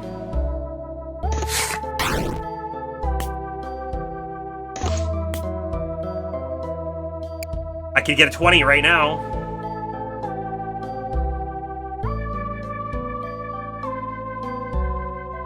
Yeah. Yup. Don't hit! Oh, we win! We win! Oh, no, we don't! Wait, what just happened? I am so confused. Why do we have 22? Oh, we did win. We made him bust, and then this card increased the value here. This shouldn't have gone up. That shouldn't have gone up. The game was over. We already won. That's weird. Choose a card to add to your deck. Jack Soup? Jackpot! Jackpot! On stand, add 3 random jacks to your draw pile. On discard, burn. We're going all in on these 10s, aren't we? Normal 5. Queen of the Stone Age. Just one of them, though. Only one of the queens. Just one queen. On playing, a card worth 3 or 7, deal 3 damage. I don't think we have, like, a crazy amount of 3s or 7s, so that's not gonna trigger very often.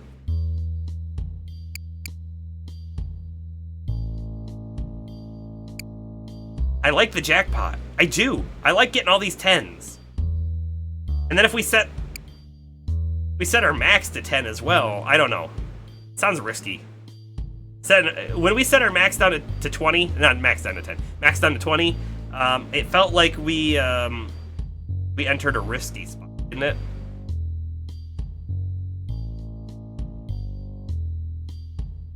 Let's see what the hidden card is. An M of nothings. The Master of One. It's a 10. On hit, play a 1 of a random suit. It looks like the wife in the Flintstones. Oh, this one does. Velma, yeah.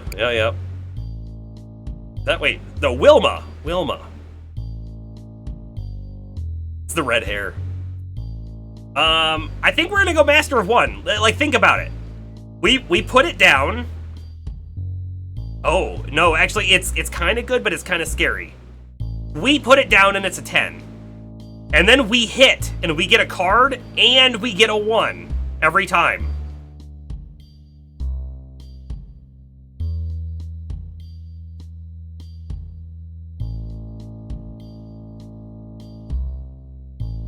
Oh, it's scary. We'll fill our deck up with 1s as well, won't we? I don't know if I want to put a whole bunch of 1s in our deck. We're going jackpot.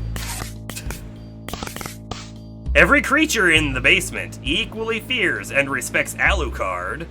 Time to find out why. Alucard. He's gonna have a whole bunch of drain cards, isn't he? I want to suck the blood from your cards. His name is Dracula backwards. You could figure it out, right? Blood Drinker. What does it do? It's a foil. Blood Donor card. Oh, I thought it said Drinker. It says Donor.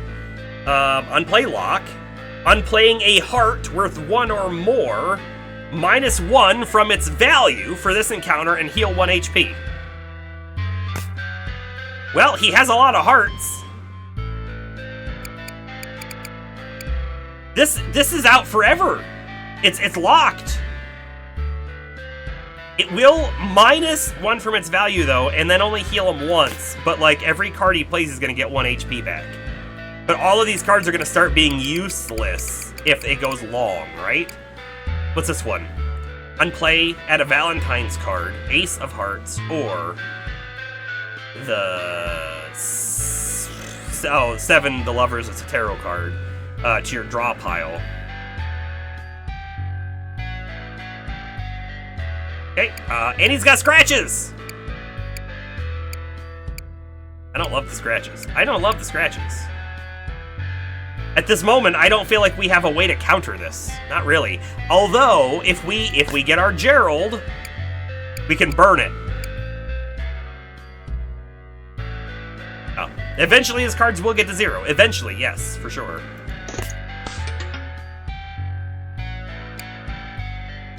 Oh. It's on play that it loses value. So, like, it's already -1, which is surprising. For whatever reason, in my mind, I figured, oh, at the end of each turn, his cards will lose value. But no, immediately they lose value. I could play this credit card right now and get 21.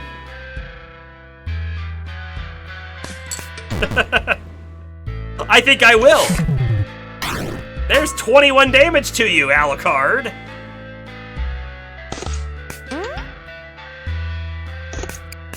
I mean, he's healing back up, though. Lock. Let's lock our ace. You know what I didn't think about? His Blood Donor card didn't affect our heart, which is kind of good. Let's lock our ace.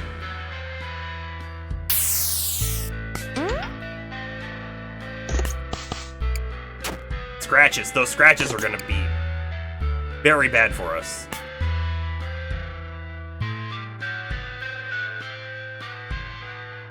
We have so many cards that'll bust us right now. So many. We have a few cards that won't.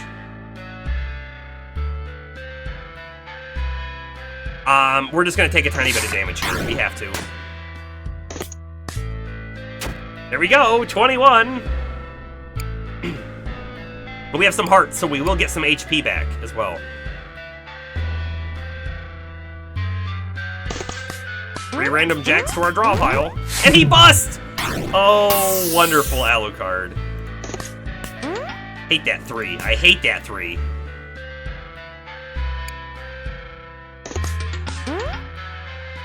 Ugh. I'm gonna stand here. Yeah. This is the guy that they all fear? He's going down pretty easily, but his HP's steadily rising, right? Every card he plays is gonna be a little bit back. Jeez. Oh, wait, what is this? Monterey Jack? It's cheese. Exploit. Heal 2 HP, and then burn. On stand, +3 healing when exploited this encounter.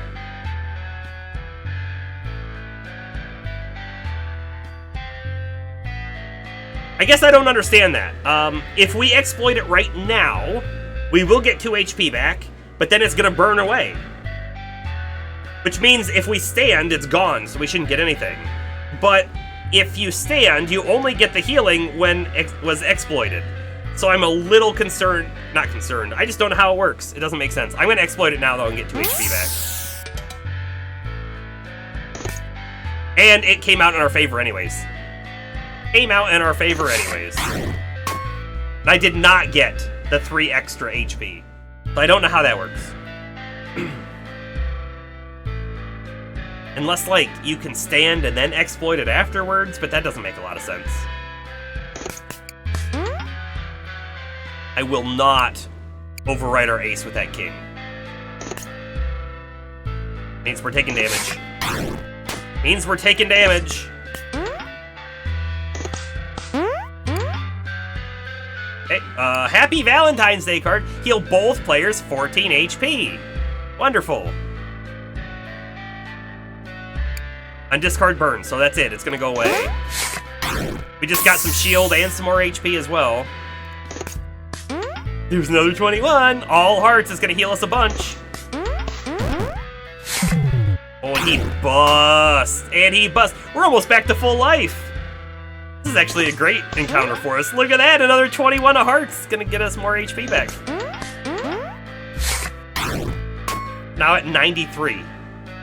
This whole round, this whole encounter is turning our favor entirely around. Ooh. Ooh. On play, double the value of a played card for this encounter. Think about it. If we could double the 11 to 22 and get the rules card to change our condition to be 22, we could just stand at the beginning of every turn. 22 life back every turn and probably gonna hurt him every turn. That would be crazy. We can't do that though, not this turn. We could, however, double this to be an 8, right? So 18, 19.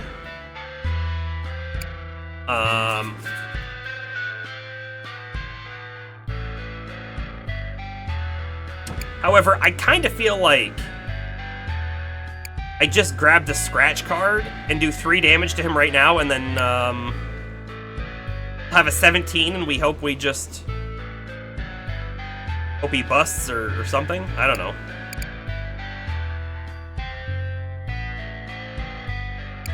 Yeah, I'm taking that scratch card. We stand on 17 though. Although I could bounce.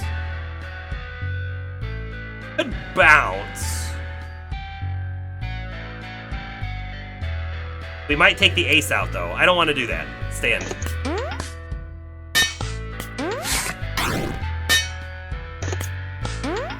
$21. We didn't kill him, though, but we did fill our HP up.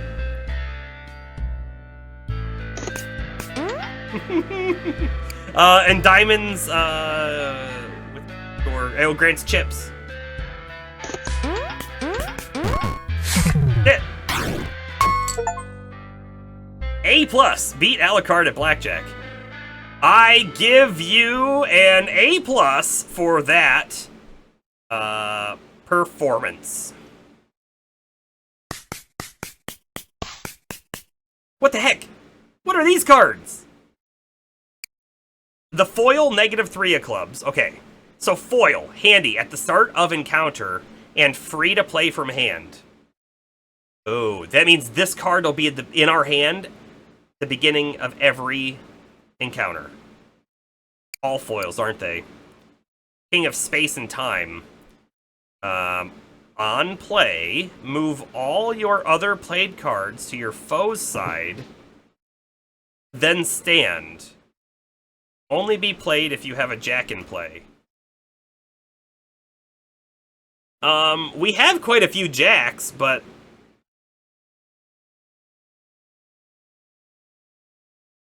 wow. No. So, like, this is really cool if you have a whole bunch of, like, 13s, like the Witch did, right? The Witch's whole game plan was to fill your hand up with 13s to make you bust. However, if you had a card like this, and you played a whole bunch of 13s or something, you could then move everything over. But then they keep the cards, I'm pretty sure. And I don't know that I want to make them keep the cards. Now, this could also be really good if someone else filled your hand up with bad stuff and you played the bad stuff and then you got rid of it. You still do have to have a jack out on the field to play it, though. Also, the King of Space and Time, this is definitely a Katamari Damacy reference, if you've ever played those games. Definitely a reference to that. -10 of hearts.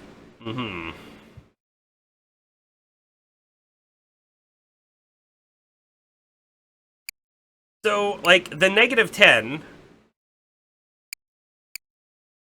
100% save your butt. Right? Could save your butt. Do we think that this will be a foil card too? I think we flip it over and find out. It's a foil Gerald. Meaning, we'll have this in our hand at all times. It's a one-use card. We have to burn it. But we'll always have it available, and we can burn something that we don't like when he plays it. We're going to take it. I think that's a powerful card. Pick your path. We can go to Sandy's Casino. 1 free drink. The dungeon, however, is locked. And Despair is also locked. So I guess we have to go to Sandy's Casino. Here we go. You had heard the rumors of an underground casino running in the tavern, but you never thought it would literally be underground. Enter. Welcome! Enjoy your time here. Lore person. What do you got? A 5 of cups? On play, foe gains 5 shield. Why? Wait, why? When you play it, the foe gets 5 shield. Why would you want that card, ever? I got a rules card. She's got this one, which we've got. Queen of Chess. Move to the foe side and then lock. At the start of the next round, unlock.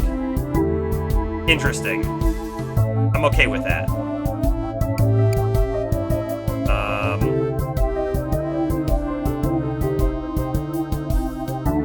She has other face cards, so that's not a big deal. She also has to get out of jail free, and the diamond in the rough. Remove up to 10 shield from both players, and then grant 2 chips per shield removed. Aha.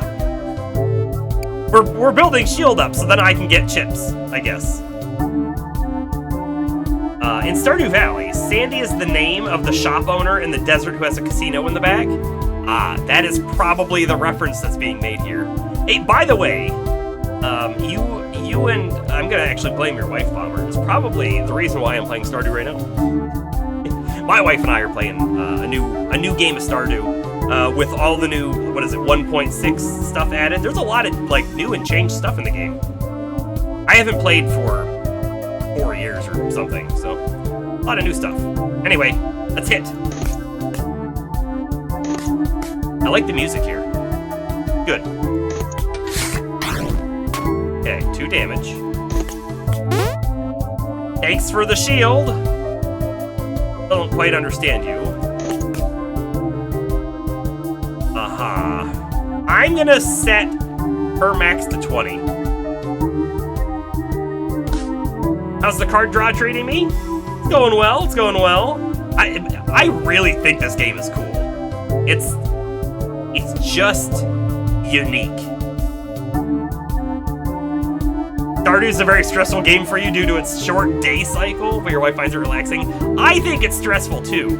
I will tell you, I have thought on multiple occasions, like, wouldn't it be great if you had a mod that doubled the amount of time for a day? Because a single day is about 15 minutes, right? So if you made a single day 30 minutes, you would feel like you could do all the things you want to do. But I think the whole point of Stardew is to be like, you can't do everything you want to do. Pick the things that are most important for you those days and don't do the other ones. But I will say, if you've got like a lot of crops going, you have to take care of them every day, right? You can't just not take care of them. And then if you want to go mine afterwards, well, you're going to be out of stamina, or you're going to have wasted most of the day. So like, a really interesting balancing act of what do you want to do and how are you going to achieve it. Okay, she put herself at 11, which is actually not good if she draws a 10. We draw a 10 on the other hand. Oh, she drew a 9, but we still win. Yeah, and the energy aspect, it limits the activities. Now, I will say, you can go to the sauna and jump in the pool, right? And then you'll get your stuff back pretty quickly. But it is still, you have to run there. And going like through the bathhouse is like so slow. Hey, by the way, we're up to 15 shield now, so she's gonna use that other card soon. Ooh, the tower!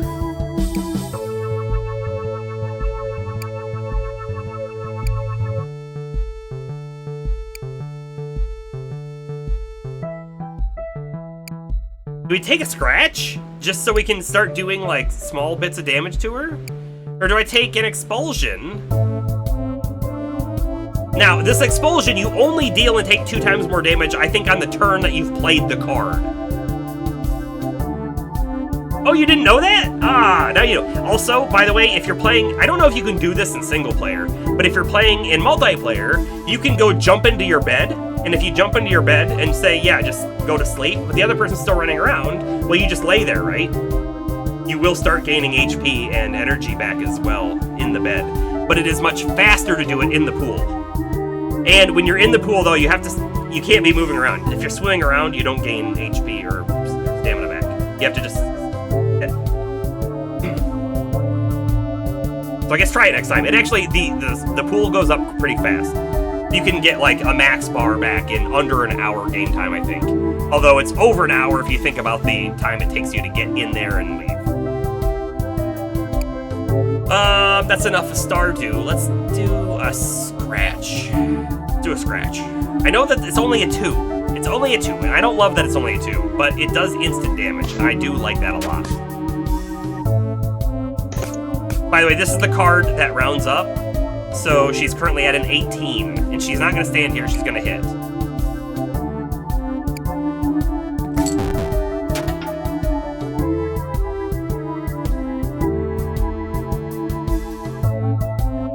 Just happened.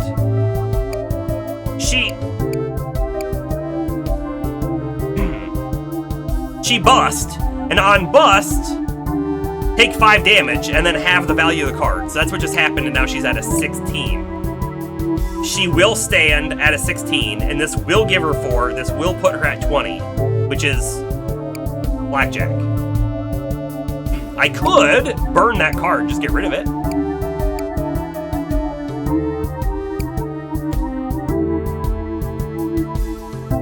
But I'm gonna hit first. So that puts us at 10. I'd like to hit one more time, I think. Right? We get another 10. Or an ace. Pretty. Let's hit. 13's not great, though. A 13's not great, though.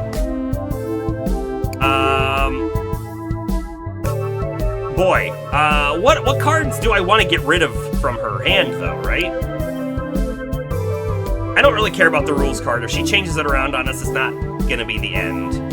This queen is interesting, because you can switch its side. You can make someone bust with it, right?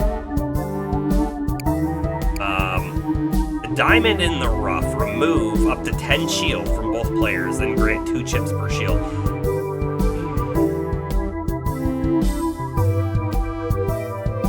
I don't know. Honestly, if I'm gonna burn a card, I'm kind of thinking this jack. This jack is very strong. We have it ourselves, right?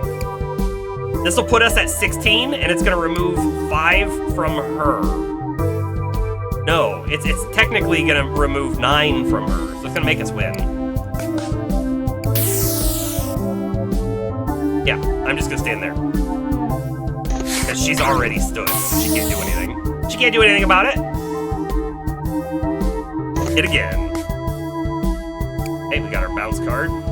By the way, what is the bounce card? Like, what does it look like? Like, what's it modeled after? I don't understand its shape or whatever. Is it a paddle? I'm really not sure. Dang.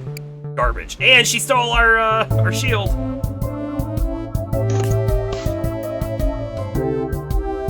Okay, she changed her max to 22. We're at an 18. By the way, she now stands on 18 instead of 16, because she changed. Looks like a white boxing glove. Okay. I could see white boxing glove. I could see it. We stay here, by the way. Yep. You were thinking a diving board? Okay. Could be a diving board. Hey, Astro, how you doing?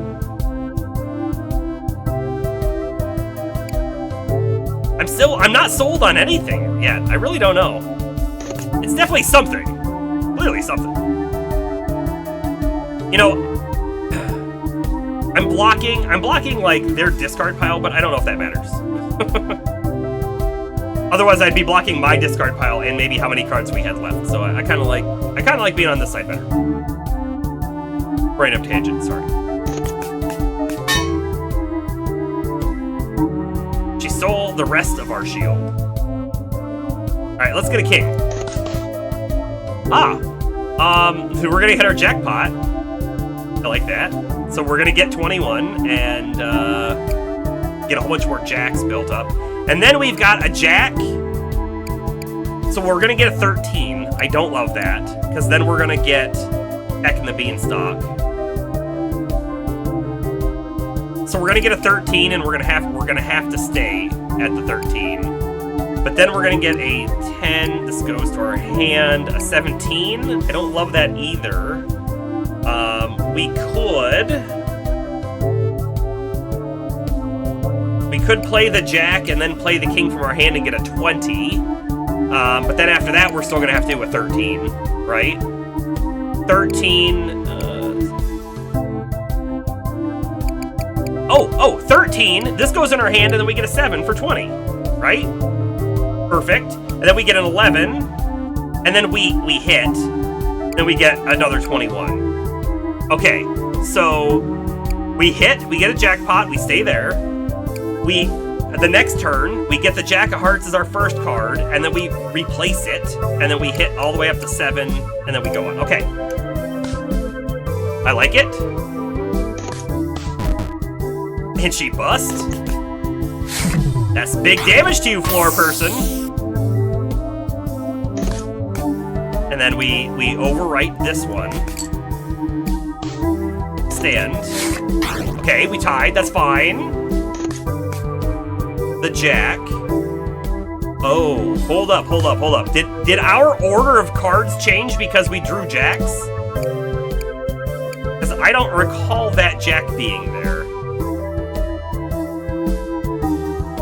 Or was it? If the next card is a jack,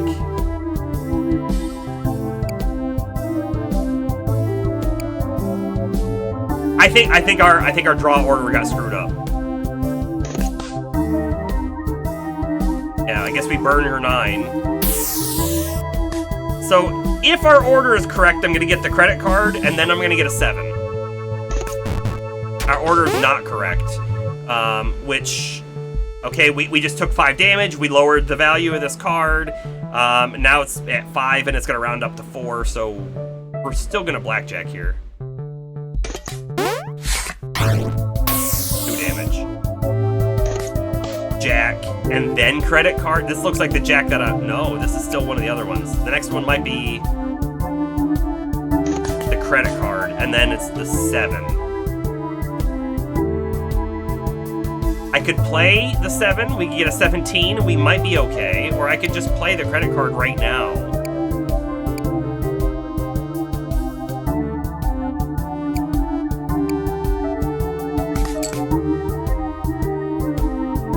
Change our max to 22. 1 damage. Okay.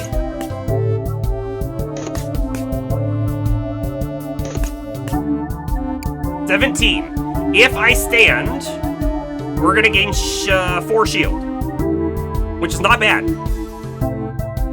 If I hit, we're gonna do 4 damage and lose the 11. And she's already at 21. So I think I'm gonna hit.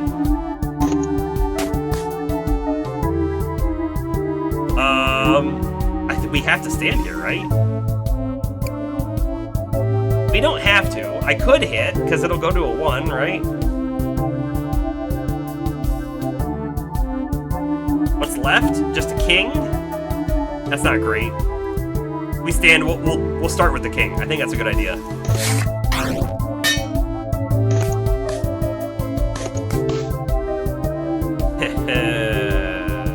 The scratch will kill her immediately. Not bad for a beginner, she says. I think we're a pro at this rate. Why do we have an exclamation up there? I don't know. Choose a card to add. A normal jack of clubs. An SD card. That is changing the bounds of what a card could be. An SD card. It's a 0, but on play, move top card from draw pile to your hand. Then lock this card. Unlocks when the drawn card is played. That gives us utility. I like that a lot. The Q card. Move any of your played or discard cards to the bottom of your draw pile. I'm not a huge fan of that. Actually, I like this SD card a lot, so let's just pick it. I love that you're shuffling a stack of normal cards, and then somehow there's an SD card also being shuffled in there. Kind of weird. Okay. Let's see here. We've already played the Gambler. We've already played the Poker Player. But the Poker Player did say to come back again in the casino, I think she said, right? So let's go ahead and try it. Blackjack again? Well, at least let me use my poker cards. Okay, she definitely has a different hand now, so I think she probably had these before. She's a cheater. The misprinted card on play, set value to 6, then add a 7 of spades to your hand, and then it rounds up. If the SD card is played with the one that does damage based on how many cards are played, then auto +1. Yeah. It kind of is, yeah. A baseball card. She said poker cards. That's not a poker card. Permanent -1 value when you discard it, but when the value is 0, shred the card, then permanently add a card sleeve and an old baseball card to your deck. Interesting. A booster pack. Add 5 random cards to your hand. One of them will be a foil. Oh. Dimbo. Play a max of 5 cards. On stand, gain 4 chips for each of your played cards. Interesting. Credit card again, loyalty card, business card, which swap stuff. The yellow card, also new. Mark one of your foes' played cards with a yellow card, then add a red card to your draw pile. The red card, on play, will burn any of your foes' played cards that are marked with a yellow card. Ooh, okay. You love the special cards, they're very fun. They are!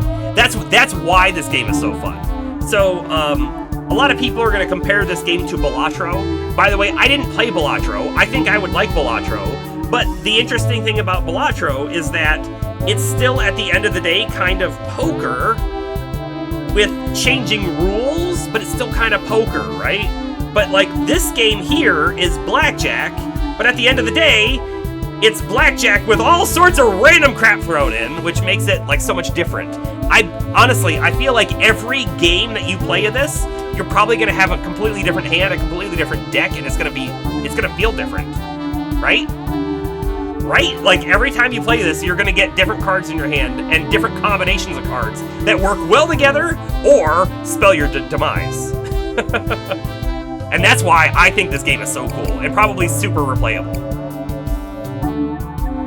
And also, we don't know. Right now, we can only start with the hearts. But then eventually we can start with the next suit up and the next suit up and the next suit up. What if eventually we can, like, craft our own beginning hand? That could really change the game, too. A transit card. Exploit, move any card from your draw pile to your foe's draw pile, then discard the card. Okay. Hit. This is a great start. And we stand, because we're going to hit 21, in which she did too, I guess, but still.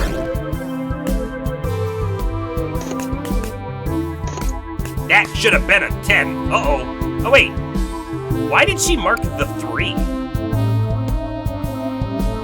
Is it random? I would have marked the ace.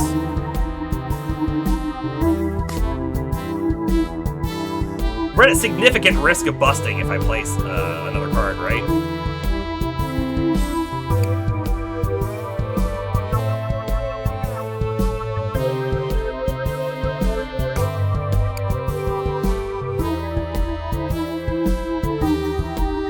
this could get out of control. Right? Every time she plays that yellow card, she's going to get another red card. Every time she plays that yellow card, she's going to mark one of our cards, and eventually we could have no cards left. We could. I don't think that's going to happen, but we could. I could play this right now and burn this, and she'll never get another yellow card. In fact, I think that's a good idea. This feels like a card that you build your deck around, almost. Now it's gone forever. She still has the red card. She'll still play the red card and my 3 will go away. But then that red card from here on out will only be a 2. Yeah, why did she mark the 3? Very weird. Anyways, we are gonna stand on a 17. Haha, she bust!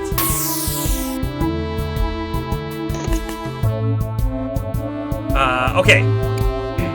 We get the bounce, we get the ace, we get the credit card, which I could play immediately to get 21.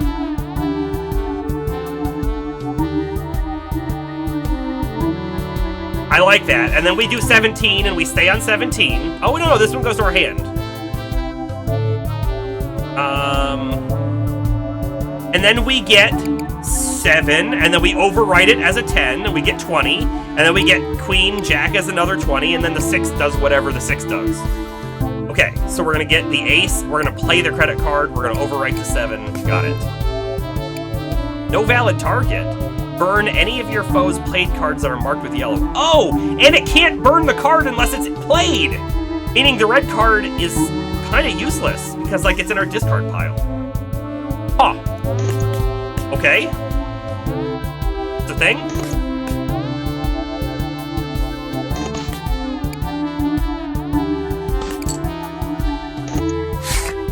One damage. Ooh, and then we get the 11. I forgot about the 11. That screws things up, doesn't it? Because we're gonna get the 7 and then the king I wanted to use.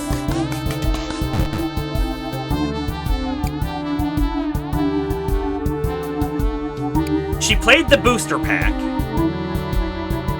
which added 5 random cards to her hand. One of them a foil. She played the Heart of Threes. If you already have a score of at least 18, heal 3 HP. And then she played the Cardus Acanthoides. On stand, you round up. On taking damage, deal quick damage equal to the value of this card, which is 2. -5, a 9, and then she got a 21. That was a risky play, and it did not pan out for her. Okay.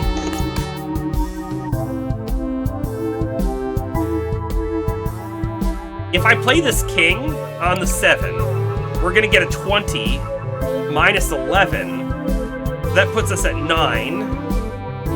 And then I'm gonna actually get the queen to pop up, right?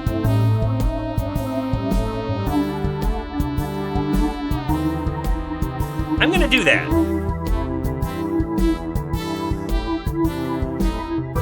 Or, let's think about it for a second.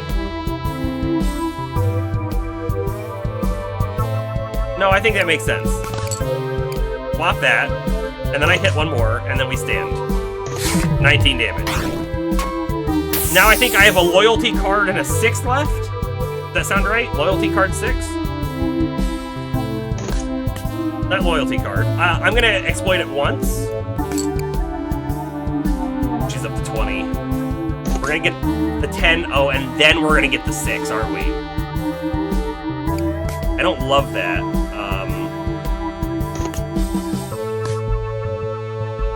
And that was the last of what we knew. So what else? What's next is completely unknown. A lot of busting, though.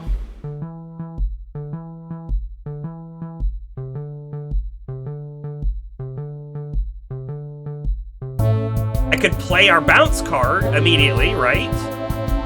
If I played the bounce card... If it removes the loyalty card... It didn't change anything.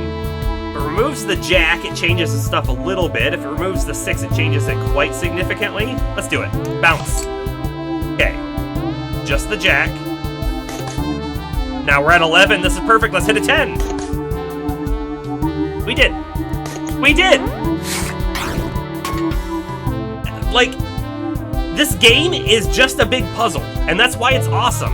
It's what cards do I have next, what can happen. It's a luck-based puzzle, but it's a puzzle. What are my possibilities? What am I aiming for? You're coming up with strategies, you're coming up with odds. What are the chances of me hitting the thing that I want to hit? And then you go for it, and then sometimes it pans out and it feels awesome, right? And now we have a jack we can play whenever we want.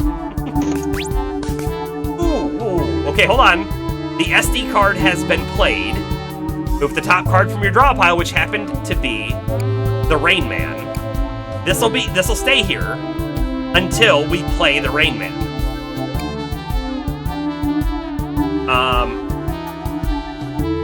Now, I need 2 advantage to play the jack and then the Rain Man. I did not become a gambler.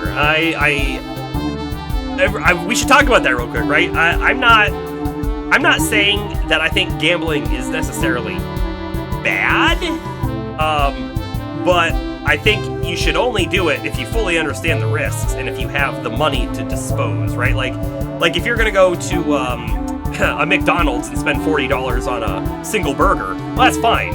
But if you want to go to the slot machine and spend $40 on the slot machine, well, that's fine too, right? But if you are the person who can't just spend that $40, and you got to keep spending and spending because you might hit big, well, all of a sudden, gambling is not a thing you should be participating in, right?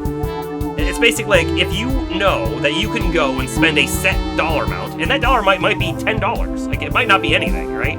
But if you can set that dollar amount in your mind, that is something that you're willing to pay for entertainment, that you could have paid to go to a baseball game or a movie theater or whatever, but your entertainment was to go to a casino, and then walk away when that money's gone, or walk away when you doubled it or something, even if doubling it's, $20, then you're golden. You're fine. You can go have a good time. Fortunately, there's a lot of people who can't do that. I am not one of those people that gets carried away with throwing money away at the chance of winning something. I'm actually the exact opposite. I'm so risk adverse that I do not want to put the money in there. Now, I have on occasion, like legitimately on occasion, the most money I think I've ever spent my entire life, like over my entire life on like a slot machine is probably $40 over multiple times I've been to a slot machine. Because again, I'm super risk averse. I don't want to lose that money. Playing the slot machine isn't really that fun. Experiencing it once or twice is okay. Now, that being said, I did play in a poker tournament one time, and that was probably like $100 to enter. I don't quite remember. I went, my father went, and my best friend at the time went, so there were 3 of us, and I'm trying to remember how many people entered. It was a couple hundred people. I made it all the way to position 21, which wasn't enough for a payout. But I lasted quite a long time in that poker tournament. My friend who went with me dropped out super early, unfortunately, super early. And my father made it to like 7th place or something, so he actually came out with money, which was kind of cool. That was quite a few years ago. Quite a few years ago.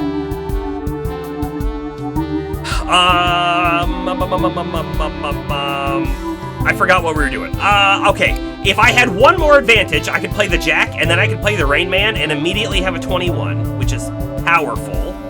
But we need one more advantage to get that, right? In order to get that, I have to be able to beat her, at least for one more turn here. So I think we hit. We have the ability, though, that if we draw another 10, we could just play the Rain Man immediately. Look at that!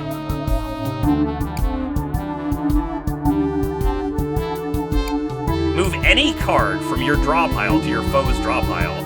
Could I also exploit this? I don't know what I'd want to put in their hand, though. Probably nothing. I'm just gonna play Rain Man and get 21. And then the SD card will also go into our discard. We can eventually get it again. Okay. You were never able to get into poker. Your friends say you're too honest to play and bluff and such. Yeah, that could be a thing. You know, at the end of the day, right? Playing poker, first off, like, it can be about bluffing, 100%. And I would say if you're going to be like a professional poker player, you have to be able to bluff. But you can play poker in a manner in which you only play cards that have a winning chance, right? Fold, fold, fold, fold. Aha, this is a potential chance of winning. Play. See what the river is, right? See what the flop in the river, and then maybe fold, because, oh, whatever I needed didn't come up. And if you just play the cards that have winning chances, you have a decent chance of getting some money. But the thing is, the longer you sit at a certain table with the same amount of people, and they all know you're only going to play cards that are winning, they'll start folding against you, because they know that, like, hey, this person's probably not playing if they don't have something.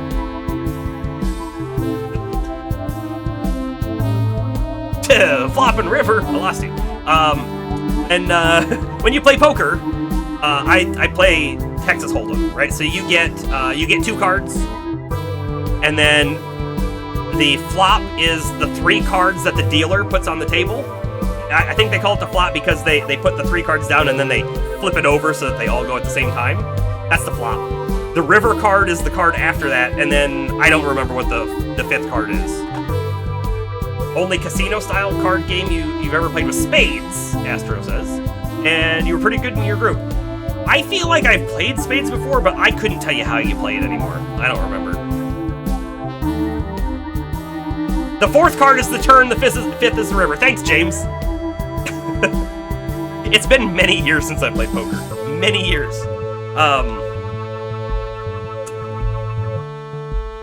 I know people play hearts too, and I don't know how to play hearts. I used to know, I don't anymore.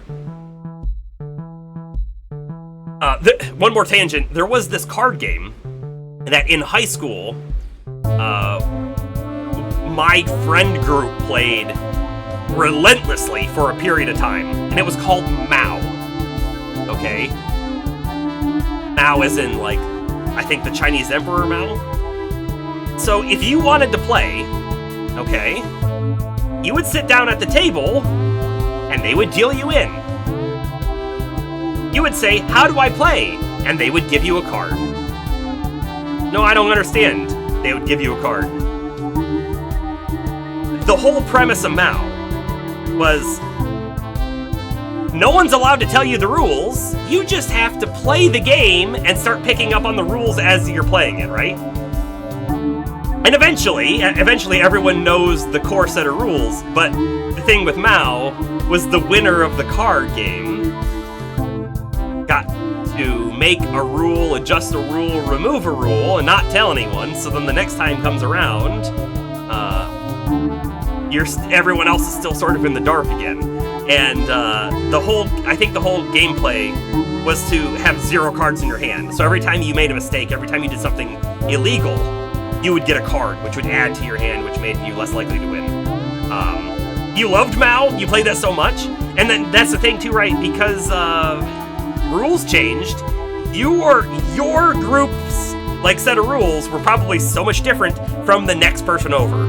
And there was a default rule set that like a brand new game could start with, but I don't know if anyone ever played with the same default rule set either. We were into it for a good chunk of time. I feel like it was my junior year of high school. We played it a lot. Anyway, let's hit. Got a 10. I could play the jack and we get immediate 20, but I say we go for another jack. We got plenty in there, right? I guess we have to lock the 10. 19, we stay. We win! No, we tie. Wait, why did we tie? What did they have? I'm not sure. Bomber, did that explanation of Mao line up with your experience of Mao? Because I could see it not. I'm standing on a 14. I knew we were gonna lose, but... Oh, we would have had 18. 19, 20, 21. I could have... Do I want to increase our max score to 22? That feels risky. your group had a rule where if 3 6s were played in succession, you would all say something in a deep, growly voice. Yeah, like, the rules that would come up were crazy. But the whole point of Mao was, you're not allowed to tell the rules. I feel like we usually had a rule that was like no talking. So if you talked, bam, card. That might be default. I don't even remember. But it worked out well for when someone new wanted to play. like you would gauge how long a person would actually want to keep playing the game based on like how quick they got that first rule. I say something, card. They say something, card. They say something, card. If they shut up there, they might be good. If they get 10 more cards, they might not make it. You believe no talking was default? Yeah. Okay. It's been since high school that I played that game as well. So I definitely don't remember most of them, most of the rules that were default or even the ones we had come up with. We all know that I like the scratch card. We all know that I like it. But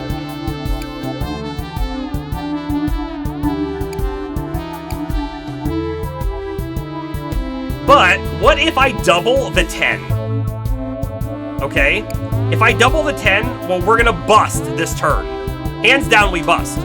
But then every turn later, we just stand on a 20 every single hand. Does that make us win? Is that stupid? I feel like that's stupid. But I'm gonna do it.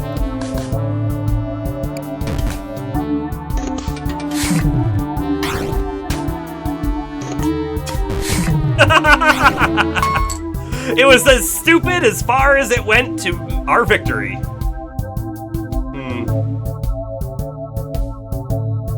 Thanks for the game. See you next time. Yeah. Use a card to add to your deck. The blank card on first play, set value between 1 and 11. Weird. I don't know if I like that. I don't like the suit yourself card. Lightning of the Fourth Kingdom. It's an 11 with Foresight 1. Deal 3 damage if the revealed card has a value less than 6. Ooh. The revealed card is likely going to be high. I feel like most of our cards are about a 10.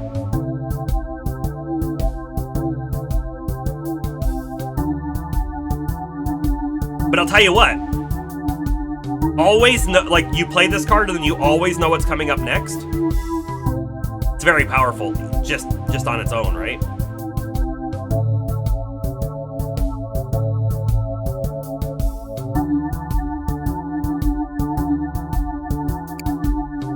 And it's an 11. I like it. I like it. We're gonna take it. It's dimly lit down here, and there are no clocks. What time is it? You mumble to yourself. We're going to the Crown and Anchor. Feeling lucky?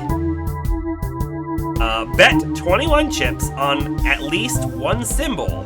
If the die rolls that symbol, you win a prize. No clocks, just like the real casino!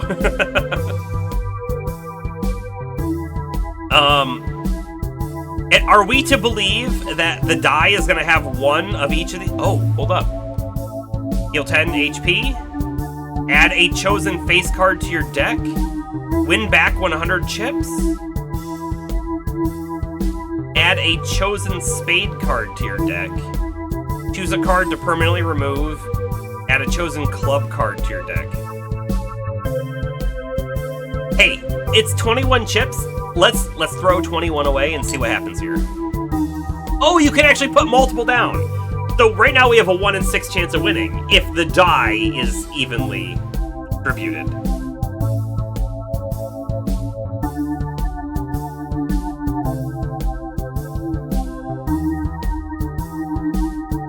Ha, you know what? We have 500 chips left. Let's go on here. Those are all good ones. Alright. 10 HP back? Sure. We'll take it. We can go again? Already won with the symbol, though. So maybe, can the symbol come up again and we can't win on it? I don't know. We're done there, though. Can I bet on all of them? It looked like I could have, yeah. Roulette? I feel like we should go after the gambler, but let's see what roulette's like. Time to spin the wheel! Pay 21 chips to spin the wheel. Permanently changes the value of all your standard non-face cards to the roulette result.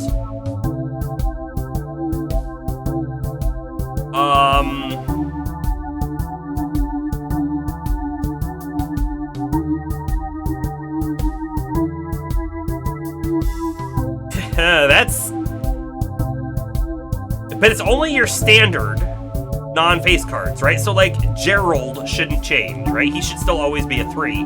But we definitely have, I think, a 3, a 4, a 5, a 6, and a 7. I guess we also have an 8 and a 9, don't we? That we still have in our hand. Those would all change. So with the 10.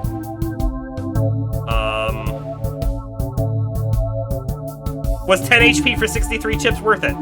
I don't know. We're not using the chips on anything else, are we? So yes, I'm gonna say it was worth it.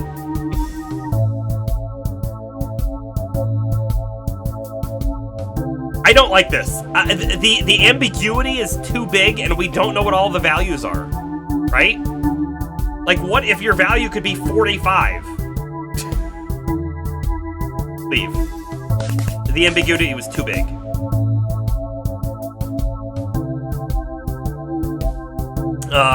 Let's fight Rain Man. Is he gonna have the Rain Man card that we have? I'm an excellent card counter. Started with a foil 10 and a foil 8. Interesting. What else has he got? Oh. Okay. So if he hits again, he has more than a 50% chance of busting. He does have a decent chance of getting a 3.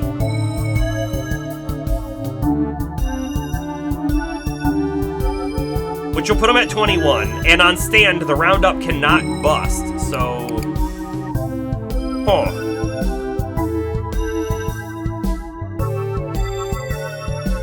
Like, I could burn his 10, right? I don't know if that's a good one to burn, though. If I burn the 8 and he draws a queen, well, that puts him at something better. I don't think we burn anything. Let's see how it goes. If anything, I might want to burn these cards. I'm not sure. Hit. we still got the Geralt card. Okay, let's think about it. Let's think about it. The 10 works really well with the queens. Okay. He gets a queen in the 10? Wonderful. He's got a 20. The 8 works well with the queen if only you then draw the pie card afterwards, right? Otherwise, it's not super great. So let's get rid of the 10. I feel like it's the stronger card. However, if you draw the 10 or a queen and then you draw the pie card, well, you're kind of low then too, and you're probably gonna hit again and you might bust. So having like more cards that might bust is good too. But it's too many 20s, I think. I think it's too many 20s. Let's get rid of the foil then. Now he's back to 18 again, which we expected. I don't want to lock this card. Because we only burn on play, which means that we just have a permanent 3 now. That's garbage. There's 21. I'm gonna risk it. This feels bad, but I'm gonna risk it. Oh, we can get rid of this card next. I could play this one and get rid of the 10. We're gonna. Goodbye, Queen. Stand. That's right, Rain Man. Take that. And then Kingmaker. Wait.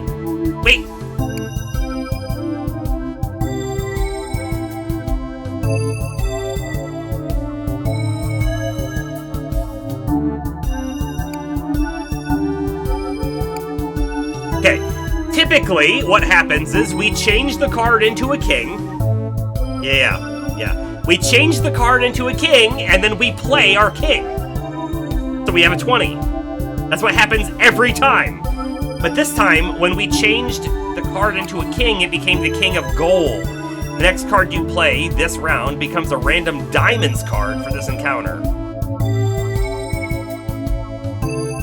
It became the half of diamonds, which means we're never going to get this encounter, that king back again that goes on our hand, which is kind of garbage. Half of diamonds. On play, set value to 0, but on stand, it rounds up. That's not bad, though. Right? We're currently at 10, but when we stand, it'll be 11, so if we draw a 10, we'll get 21. Not terrible. Yeah, look at that. Stand, we should hit 21. Which we did. And now... Uh-oh. Every card is gonna get changed to a random diamonds card? I think we've lost.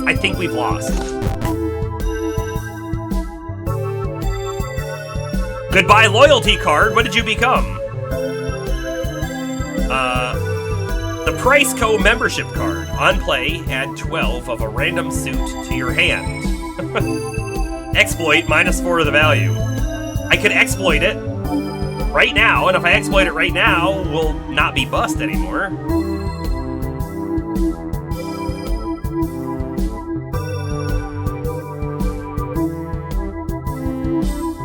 I have to.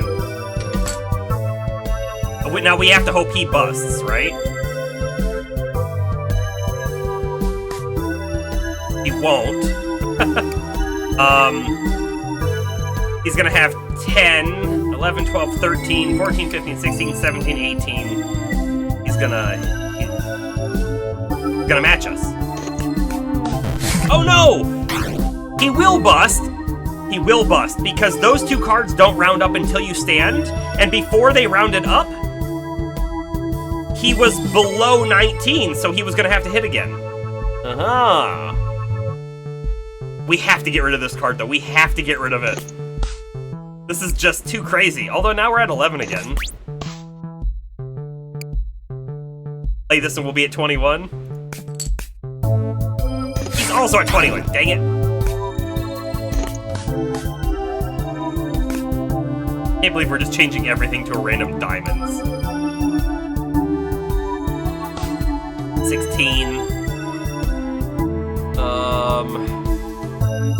There's 4 cards that are okay. 1, 2, 3, 4 that are bad.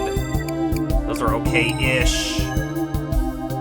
But a bunch more that are bad. And. Okay, so that card that changes that one card into a random king is super risky now that we know about the King of Gold. -6 of diamonds? Sure.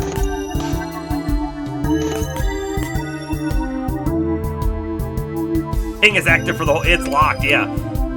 It is.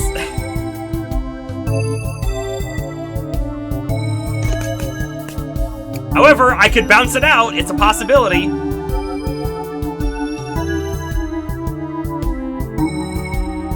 Actually, if we hold on to the bounce, and I play the bounce... If I play the bounce, when this is the only card up there, we're guaranteed to get it in our hand, and it's gone. Dang, he got a 21. Oh, bounce it out. Get rid of it. Okay. Now we're in a position to do something.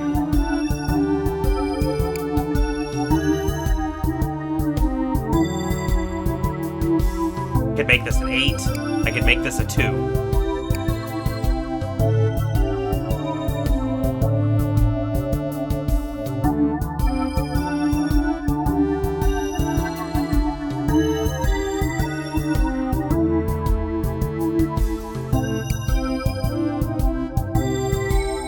I think I want to do this. Oh wait, set foe's max score to 20 and yours to 22. He actually has a good chance of hitting 20, doesn't he?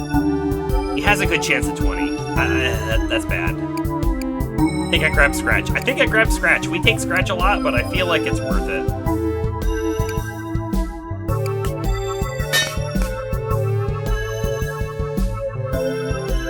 Well, he's probably gonna hit 21, isn't he? Maybe I should have lowered his max to 20. Too late now. Click here, or the back button to dismiss the preview. Okay, so the next card is 100% the 9.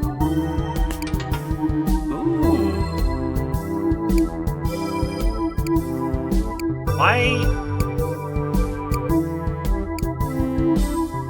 I don't know what just happened there.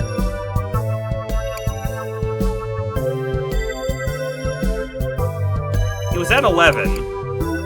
Oh, yeah, and then he just added 3. Okay, fine. He's gonna hit again and he's gonna bust, right? No, he's gonna hit again and he could be at 14, 15, 16, 17. But if he gets 17, he has to hit again and then he'll bust. So he's going to bust this turn, 100%. And the next card that we have is a 9. We did not deal damage because it was a 9. We do deal damage. 20 makes all of his pie cards bust or low roll, doesn't it? But he has 1, 2, 3. I guess he only had 3 10s. So maybe that was the play. In my mind, he had too many possibilities of hitting 20. Maybe he didn't have that many possibilities. By the way, this card is still locked, so if I put it back up there, it's gonna stay forever. We don't want that. Ooh, that's good. We're gonna stand on that 20. He's gonna bust. Nice! Nice. Rain Man, you're going down.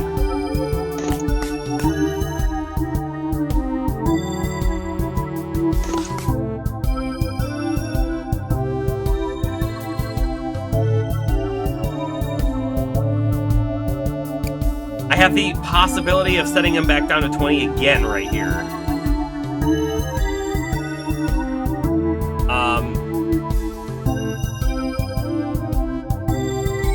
There is one other thing to consider. If we set his max to 22, he currently stands on 19. It might make him stand on 20, which might make it even easier for him to bust. I don't know. Let's do 20. We'll see how that works for him, because I don't think it's going to. There's that bust.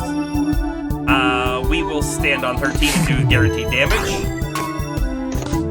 Ace, and we'll play a 10. Victory. I'm an excellent card counter. Are you? Choose a card to add to your deck. A guaranteed scratch that's always in our deck? I don't mind it. Our deck is getting kind of big, though. Jack in a box. Exploit, close the box and set the value to 0. If already closed, then open the box and set the value to 10 of a random suit.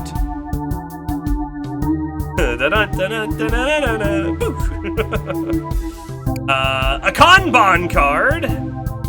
Move 1 of the bottom 3 cards from your draw pile into your hand to then be used whenever you want. Like, the Kanban's very utility-focused, right? But we have to have an advantage to play the card out of our hand. The scratch is just guaranteed damage. It's a low number value.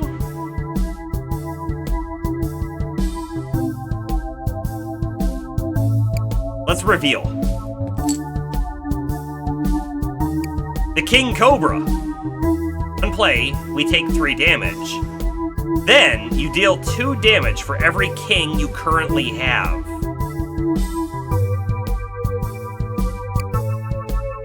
How many kings do we have? We have a few kings, don't we? We have more jacks.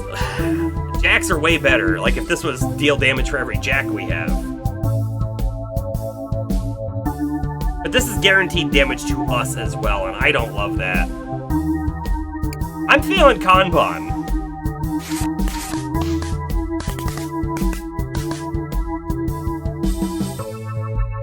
lane curves, bends, meanders along, pushing you to the next game to be played. Oof.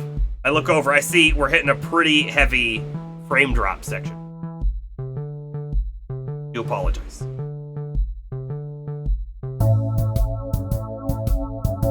Let's take the shortcut. Look! I found a tunnel that leads to the VIP area. No pass needed, says the thief. This untrustworthy figure claims to have found a shortcut to the other side of the tavern. Will you go through? Split. Take the shortcut, or stay the course. Let's do it. I have to see what happens. Like, they make it so obvious that this guy is probably not trustworthy, but I think we see what happens. Oh, we did actually go to the VIP area. The celebutant knows the receptionist and can get you into the head office. Okay. Sure. Are you into crypto? My friends just told me about Chipcoin. No, we're not into crypto. Wow. She only has 10s. That's it. I guess she has an SD card, but it's also a 10. She can throw the queens over to our side to try to make us bust. But then we eventually get the queen and we can try to bust her as well. Like, it's a back and forth. We also can burn some of her cards. This will be interesting.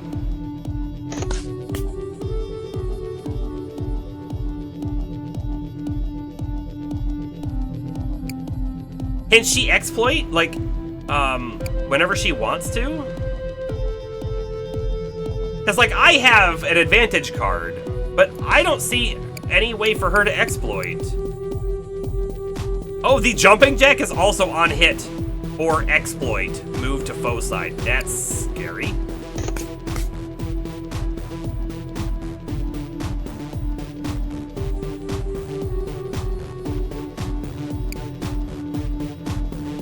Do I burn one of her cards now? She's gonna get 20 no matter what, right? Like, she's 100% gonna hit again and get a 20 if I burn the queen. And if she hits, this jumping jack moves to our side. Switch it over to the YouTube, James? Yeah, the YouTube is maybe better. Maybe? Let me know. Let me know.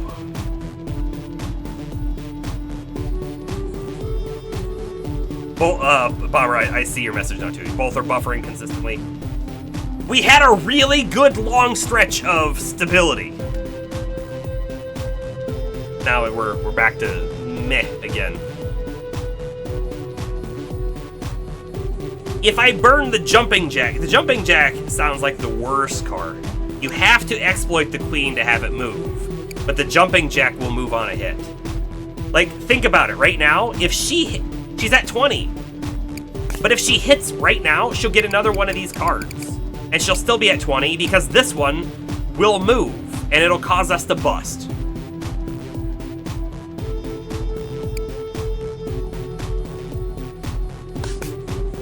I'm burning the jumping jack.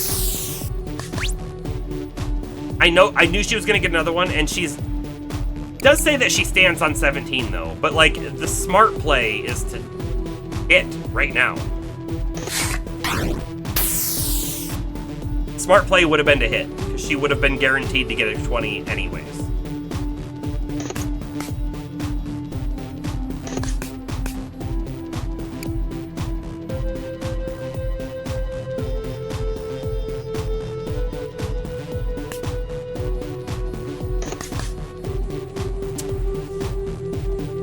Okay, loyalty card, King of Hearts, 3, Jack, and the Beanstalk. That's a really good one. The card Sleeve. We could card Sleeve the Jack and the Beanstalk if we play our hand right. That's actually really great.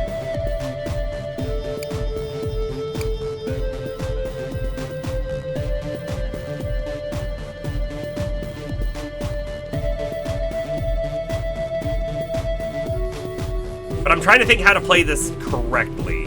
So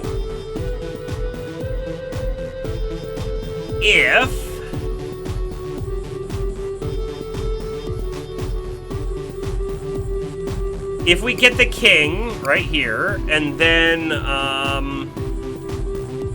we'll be at 19, so we're gonna lose 1 HP.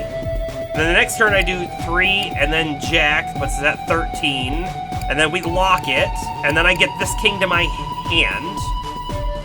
Oh, no, that's not the hand one. That's King of the Hill. We already have the hand one. So we get 13, but this is technically 17, because we're gonna round up 4 times, right? So 17 is still not really a winning hand against her 20s. But then we're gonna get a king and an 11, and a 6. If the revealed card is less than 6, it's exactly 6. So, but we'll have a 21, so that's good. And then we'll change the rules a little bit. Okay, so hit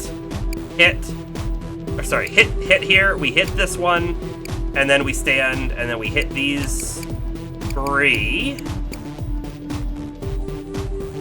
Oh, this is wrong. Because we're gonna hit these 3, and I'm gonna stay with the jack, right? And then we're gonna get this king with jack, and then we stand there. We get the 11 with jack, and we stand there. And then we get the 6 with jack, and we stand there. Yeah, perfect. Okay, we got it.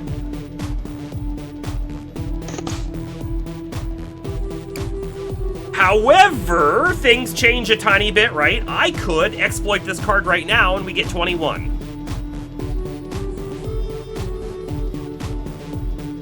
If I exploit this card right now, we get 21. However, that messes things up a little bit, because then the next card is a king. We go king and then 3, and we don't want to stay there. I'm gonna hit again. We're not gonna exploit it. We stand on the 19. We're gonna do the original plan, because I really want to lock that jack. I think that's really gonna help us. We're gonna have to take a little bit of damage up to it, though, right? Lock the jack. Then we stand. Tiny bit of damage, but now we get a king.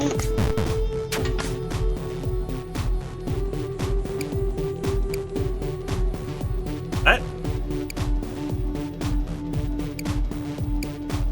What?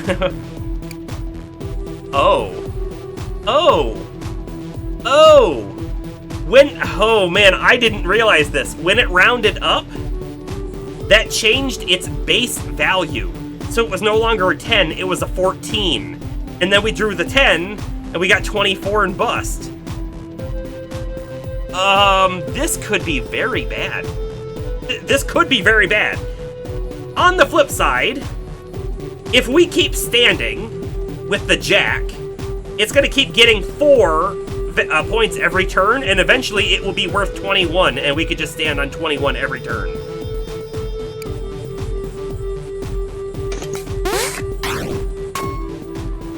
Right, it's worth 11 right now. Shoot, what was next? I don't remember what's next. Is the next value 10? No, it's an 11. That's right, it's an 11. Whoa, that's right, the jumping jack just happened.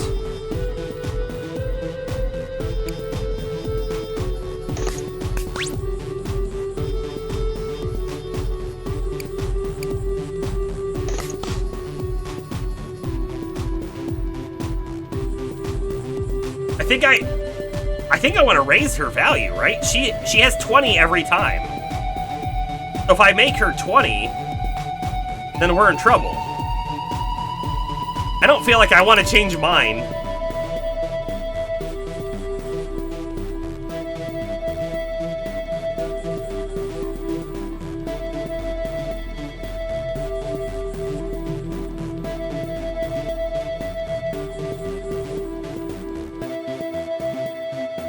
Does that make sense?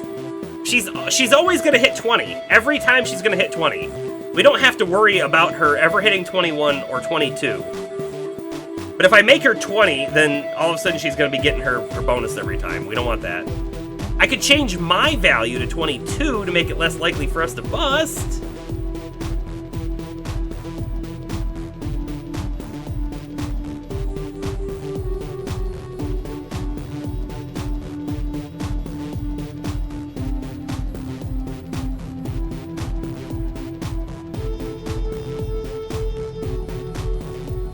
Hey, refresh the stream. It looks like we're back to green again.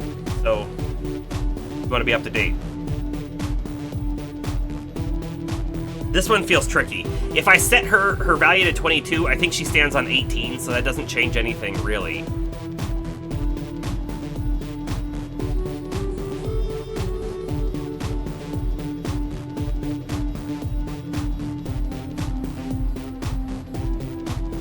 I don't know. I'm gonna set mine to 22, I guess. Hit. It's an 18. We're gonna stop there. Because this will also raise our value. Okay, good. We do 2 damage. Now a 9. 17. It's gonna give us a 21. Okay. I think we're gonna chip away at her here. This feels like a winning strategy. We're now at a 13. If I hit now, though, we have a chance of drawing one of these guys. And I don't want to draw one of those. Honestly, if I just stand, right? We're gonna go to 17. And then we'll go from 17 to 18, 19, 20, 21. And then turn after that will be 22 every time. So we're gonna take a loss on this hand. And then we're gonna win every turn after this. Right? We win every turn now? I guess if a jumping jack makes it over, we're in trouble. Locked in! Win with a blackjack while all your played cards are locked. That was an achievement. Right, as long as she doesn't draw this card first, we're okay. But we're only whittling her away. Just whittling.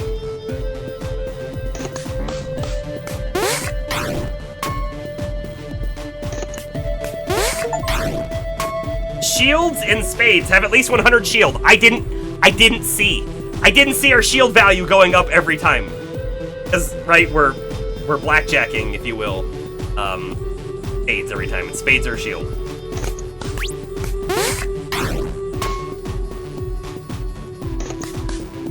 Okay, so she made us bust, which dropped the value of our Jack and the Beanstalk card. So this turn I will draw one. Ooh. This, right, moves to our hand. I can have a 10. I can have Gerald. I can have the Rain Man. I get the Rain Man in my hand. Then I can make it 22. Right? I just play it immediately and it becomes 22. But then our main card doesn't go up any in value.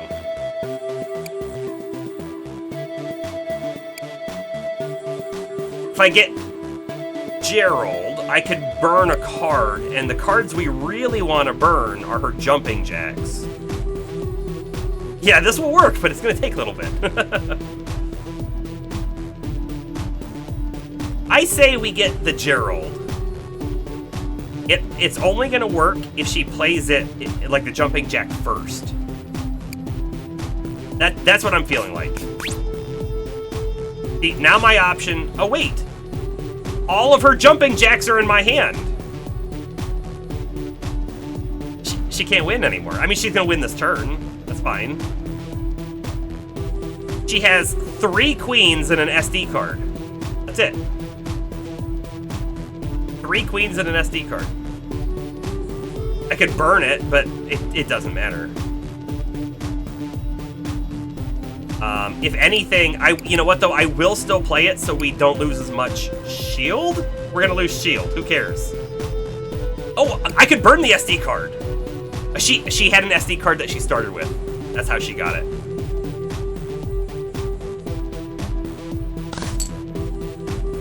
I'm gonna burn her SD card. I don't know why. It's not gonna matter.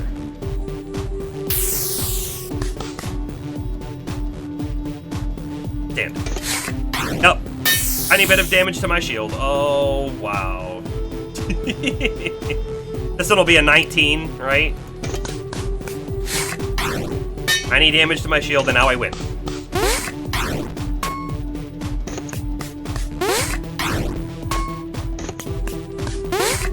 It's the longest, like, victory ever, right? But without her jumping jacks, she can't make us bust anymore. This is it. This is all she can do. Lose 2 HP every turn, and we gain 1,000,000 shield. This is a crazy combo. And here's the thing. We didn't understand how this card worked until now. We had part of the knowledge. Yeah, it rounds up. We didn't have the knowledge that that round up stays on the card. So when you lock it, you can guarantee you get your max. Just crazy. If you can lock that card. We just got another one. Advantageous. Have at least 21 advantage. There we go, 21 advantage. And she loses right now. Famous for being famous. Beat the celebutante at blackjack. Wait, do I have to disclose that I'm here to promote Chipcoin? Well, you just did. Choose a card to add to your deck. You know what? This card's not terrible. Having one more of these in there just gives us more opportunity to influence our hand correctly. I think I take it without even looking. It doesn't hurt. That card can't hurt us. The only way it can hurt us is if the opponent steals it. Near the entrance to the office, you spot the fortune teller. What are they doing here? That would have been a very difficult encounter, though. Because she was 20 every time, and the ability to make us bust, right? That could have been a challenging encounter. Now, you know, there was one other thing we could have done. We could have used our advantage, I think, send her queens over to our hand, to our pile, and then that would have stayed in our hand, and then eventually she wouldn't have had any cards left. And I don't know what would have happened then. She would have been drawing zeros? I don't know.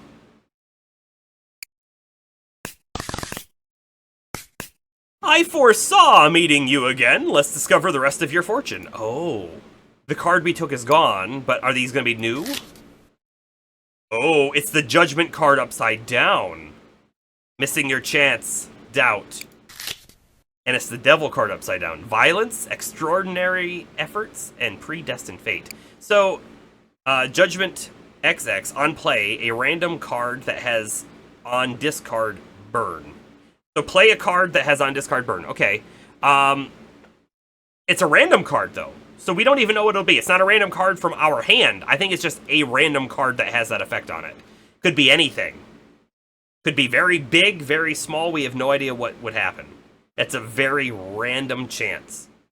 Now, if you remember, the right side up Judgment card makes it so that a burned card can come back to your hand or your deck. The Devil, when it was flipped upside down, meant ties resulted in losing HP.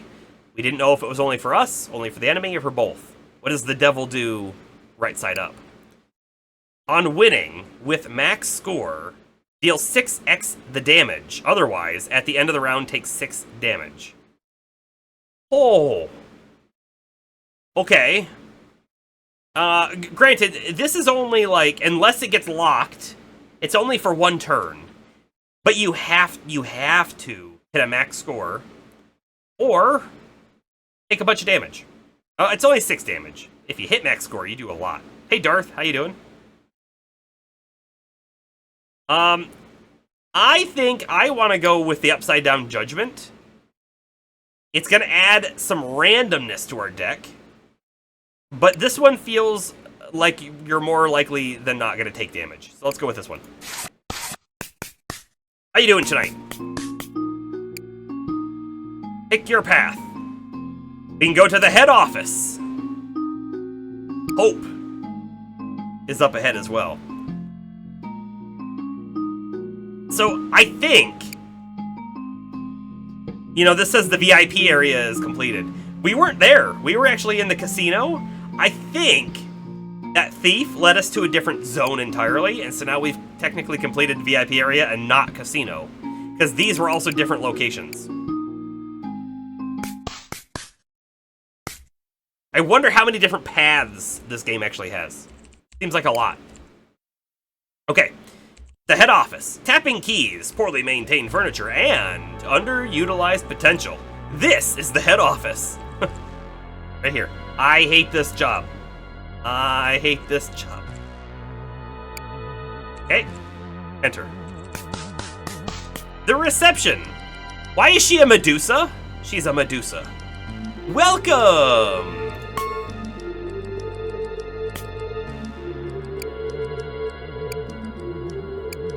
She has lots of zeros.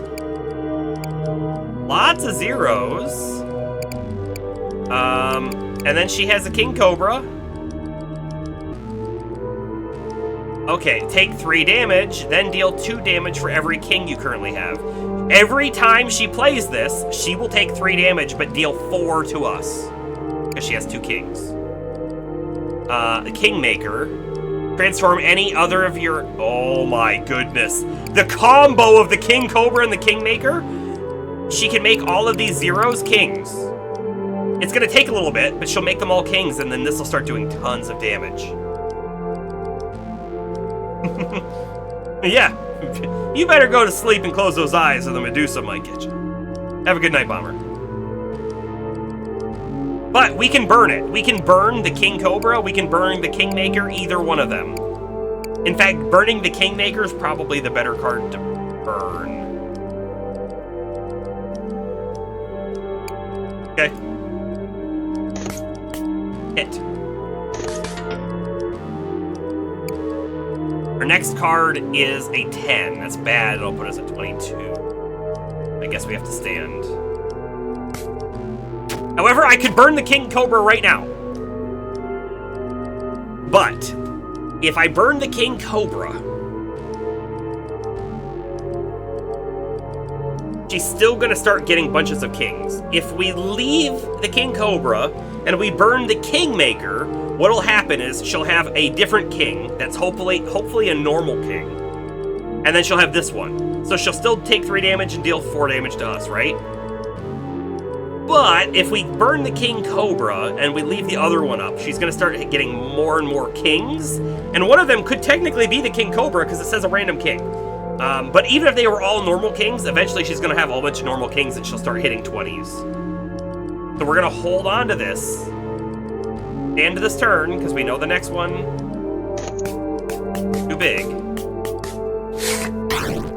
Dang, I couldn't burn it because of how things went. Oof. Okay. Hit. There's our jack. When we stand.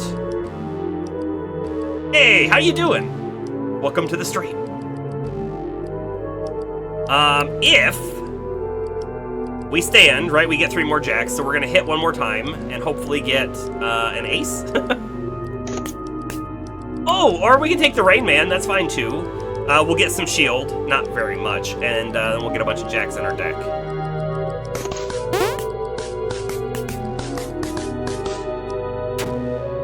But yeah, so we're seeing how this works now, right? And what I mean by that is she's gonna keep playing those zeros until she hits the Kingmaker, basically, or the other kings. Kingmaker's coming up, and the real problem is it's handy, so like our ability to play this is limited.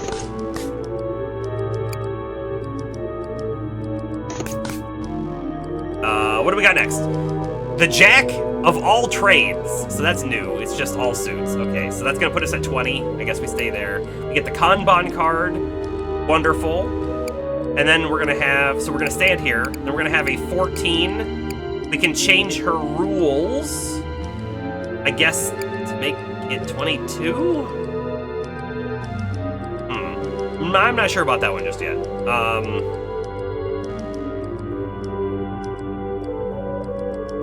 So if we go 14 and then we get 15, 19, not bad. 19, 20, 21. If we draw the scratch, Or if we put ourselves to 22, we can draw the 3. No, because that will lower her to 20. We can't do that.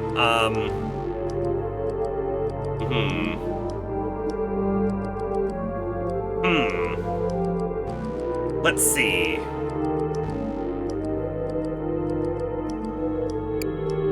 I think we do it this way. I'm just not sure about this rules card. I set our score to 20. Will that help us or hurt us? And then finally, we get that Jack and the Beanstalk card coming up that we really like.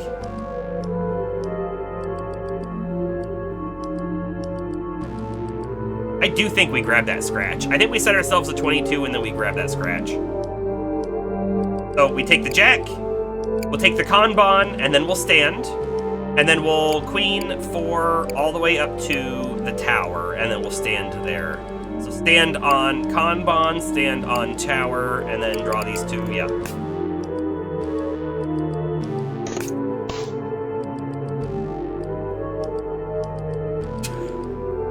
The Kanban was next, right? Oh man, okay, I think so. All right, what do we want to put in our hand? A 7. So here's the thing too, right? The Kanban lets us put a card in our hand, which is great utility. We can use it whenever we want to as long as we have advantage. It does one other thing for us as well, one other very important thing. It lets us take a card out of our deck. We'll never draw that 7. It'll always be on our hand and we never have to play it. It just removes it. Right? That's pretty big. I think it's pretty big. Having a pocket 10 isn't terrible, though. Having the pocket SD card, we would get this, and then we would immediately be able to use it and just get a card off the top to put in our hand. I don't know that I love that, unless we knew exactly what it was.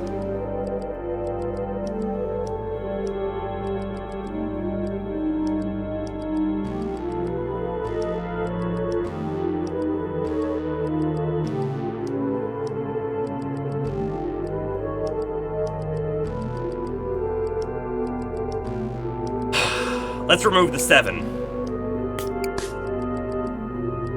We stand here.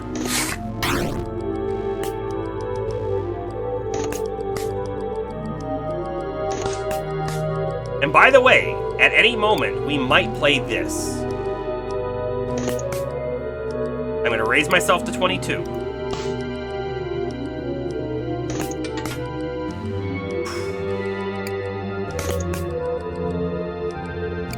Puts us at 21. Now we're 1 off. I could do this one too, right? But it just sets her score to 20, and that's bad. We don't want her score at max 20. I could get this and double something. Is that good? If I got this, it would put us at 20. I could do it again, and it would put it at 2. That's not helpful. No. We get the scratch. Deal some guaranteed damage. And then we stand here. Yep, she does some big damage to us.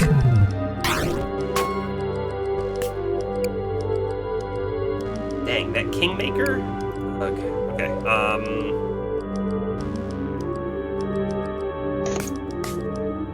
And then we're gonna hit on the Jack, and we're gonna stand here, and this is gonna take it up to 12.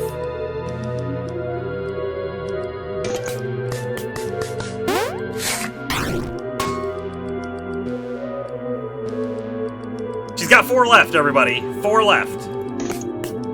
Can do it. We don't know what our next cards really are, though. Okay, though. We got our own Kingmaker. Neat. Can't use it yet, though. Doesn't really matter what we burn.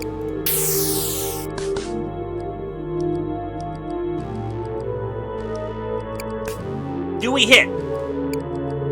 The Jack kills us. The 10 kills us. The Jack... No, wait. They don't. Because we're at 22. Those are actually all good for us. I think we hit. See what happens. Jack in the Box. I like that one too. The 10 is actually what we want to stay on though. Stand. By the way, her King Cobra is actually killing herself. So if she draws that Cobra again, she's dead. She's dead if she draws it. I could, by the way, make this a king and then have a guaranteed 20 this turn, but let's play a tad risky. The loyalty card comes in clutch, I guess. Killed herself. Psst, I hope you take them down. We don't even get dental. She's a Medusa. She probably... Do Medusa have fangs? I feel like Medusa have fangs. All right, we can add something to our deck. This card we saw, to great effect, destroyed an opponent we fought against, right? However, I don't think it should have. On play, add 5 random cards to your hand. Your hand. So, like, they got them in their hand and then they played them all immediately. That isn't the way I think you play this card, right? You get all 5 cards randomly in your hand, or 5 random cards to your hand, and then you play them as you need them, not just set them down. It doesn't say that they go to play, they go to your hand. One of them will be foil. I like it. I think we get it. We get it. Rows of cubicles line the office, and the staff are hunched over their keyboards. The gambler's looking pretty bad, isn't he? We also have a psychologist. Let's do the psychologist. Retention rates are up 17% after... Oh, sure, let's play. He's got a lot of 10s. And a card sleeve. And a Rorschach card. On stand, your foe stands. Ooh. Oh, we burn those, right? That's what we use the Gerald on, is this? Otherwise, I mean, he's always gonna get 20. If we burned a 10, it's not gonna matter much. If we burned the card sleeve, that's not gonna matter much. This, on the other hand, does.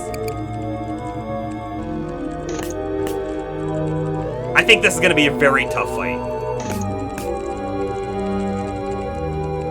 And in fact, I don't want to hit right now.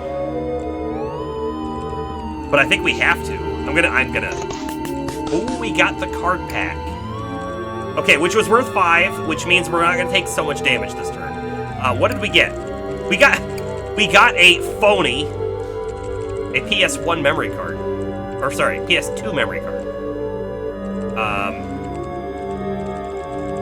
On first play, choose a card you currently have. Huh? I don't know what that means. Choose a card from my deck and it becomes that, or... I don't know. On stand, add a fresh copy of the card to your draw pile. Oh. Alright, we play it, we pick a card, it makes a copy, we hit stand, we get that. Okay. The double back card, it's 0. Exploit has no effect.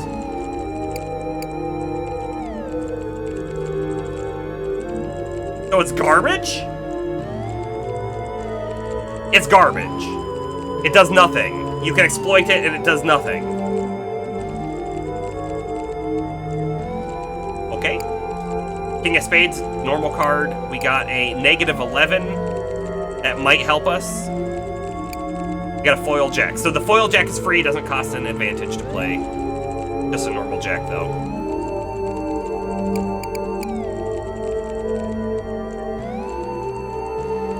I could play this foil Gerald, right? And we would burn the 10, which it doesn't help us a whole lot. However, if we burn this right now,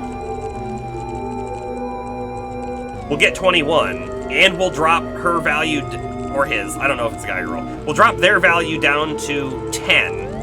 So we'll do 11 damage right now. But we may be in trouble later on. Right? We may be in trouble later on.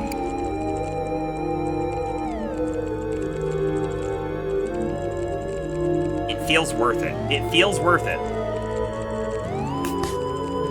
And by the way, we keep the nothing card because that doesn't do anything for her. But if she could somehow get a max score, the clubs would actually do something.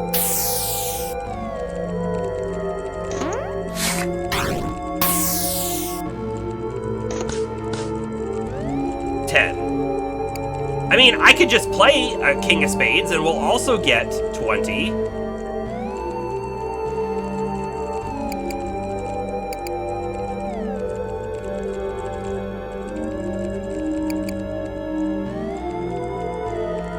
But if I do that, we lose an advantage and then we tie. So really nothing happens. I think it's better to try playing something else here. Right, because they're gonna stand. We get a 16. We probably bust if we hit again. I could play a negative 11. I could play a bounce.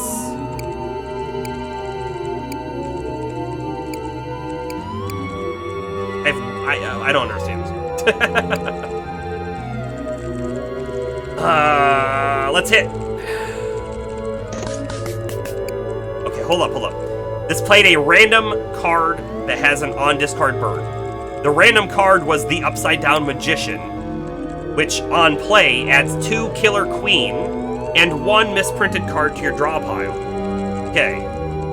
That was all worthless. I mean, like, zeros. But we got Killer Queens. Which are scary cards, kind of. What was the other one? This one, the misprint. Interesting.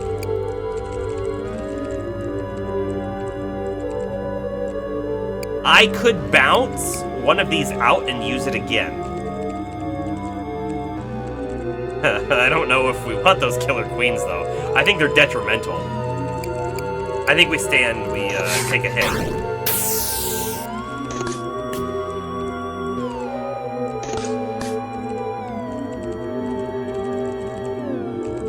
Alright, I could play the king right now, and we'll get 21.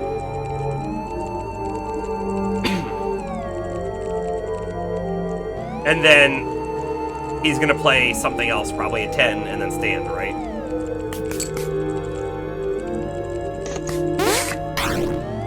Which would have forced us to stand, but we did it early. The Rain Man. I can hit the jack, and we get 21 again.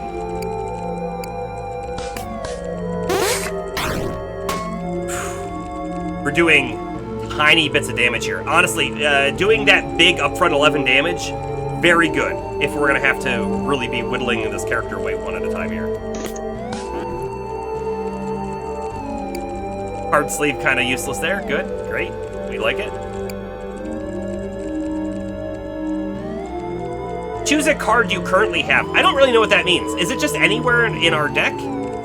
Or is it a card that's in our hand? A card that's in play? I don't know how to use this card, is basically what I'm trying to say here. Choose a card to burn. I can burn our 9. Hold on. We burn any other played card, and then we +2 a value on this card, which makes the Killer Queen scary. Every time we play it, it gets bigger, and every time we play it, it has more chance to bust us, right? We have to burn 1. Honestly, I don't know. If I burn the 9, we could try to draw something else. No, hold up. The Queen is currently a 10, but it's going to become a 12. So we keep the 9, and we'll be good. Let's burn the other card, right? Yep, 21. Okay, wonderful. Wonderful. We could really use this card, because we could really use the scratch, right? The guaranteed damage would be great. Jack and the Beanstalk, however, is amazing, right? If we could lock it in place, if we could guarantee this comes up. How about this? If we play our 8, we're guaranteed to get a 21 because the Jack and the Beanstalk card goes up, and then we'll see how it works. Choose a card you currently have, add a fresh copy.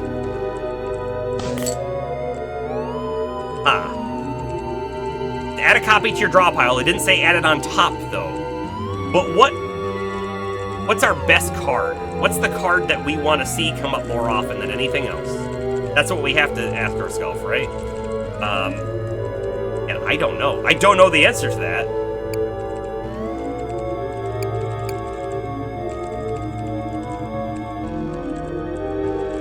I'm thinking about, the Lightning's not bad. Not terrible. All of the normal cards, we don't care about. I'm not going to duplicate them. We could duplicate an ace. That wouldn't be terrible. We have lots and lots of 10s. We have only a few 11s, right? We have 2 aces and 1 11 here. So if we had one more 11, that'd help us hit to 21. But we really need to think about dealing damage. And getting 21 is only getting us 1 point of damage. I don't know that it's enough, really. If we duplicate the card sleeve, we could really get ourselves in a bad spot with having 2 locked cards that are, like, gonna kill us. So I don't think we duplicate the card sleeve. I can duplicate the double back card, which is garbage. I don't like that, though. Duplicate the SD card. Duplicate the Kanban card.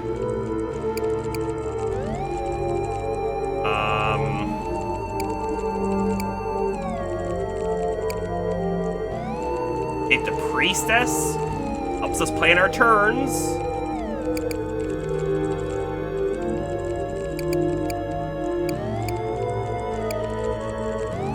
Hit the Gerald. Let us burn more of their stuff. Oof. Oof.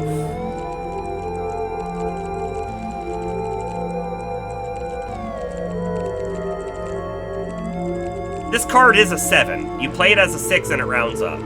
It's a 6 sometimes.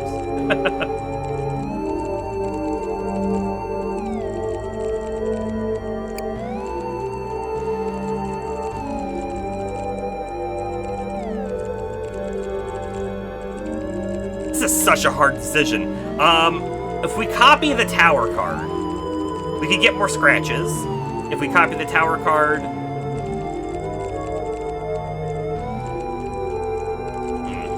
It doesn't really help us. I really want cards that impact their cards. Which might mean this Gerald.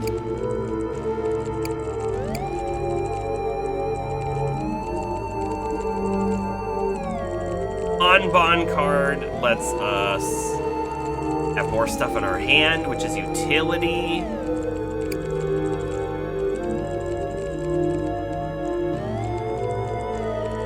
Let's just discard the Kanban. We're at 18. We have to stand here, though. And we will hit 21. For 1 more damage. Kanban. Move a card to our hand. Gerald. Gerald's a good one.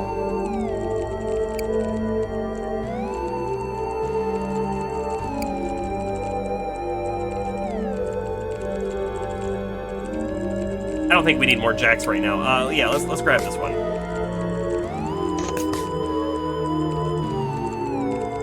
Hey, the next card's a queen. We're gonna hit 21. Wonderful.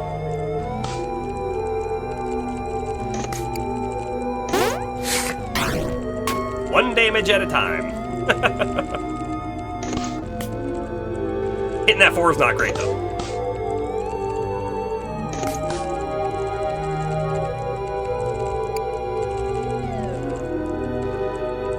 Yeah, we're gonna grab Scratch. We're gonna grab it. Right, it puts us at 15. I don't think I played... Well, hold on.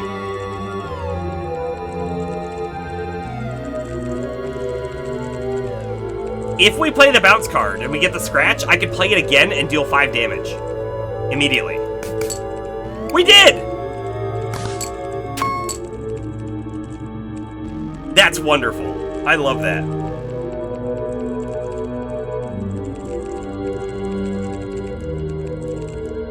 Oh, the network! The network! Crop frames. How did taking my chips make you feel? The psychologist asks. Choose a card to add to your deck. SD card's never a bad one.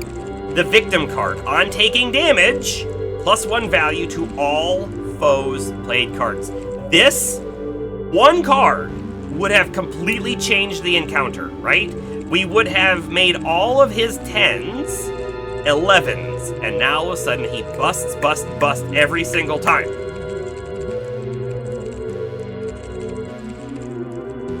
That's true. Actually, Astro, you're completely right. They stood, I could have burned one of their 10s, and we could have done all the damage, like we did in the very beginning of the fight. I didn't even think about that. I think I want the victim card. However, I think we take a peek.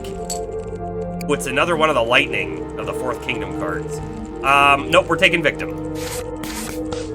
Taking victim. Very few seem to take breaks, and those that do spend them at blackjack. Hold on a second. I want to click up here. Why do we have this exclamation mark?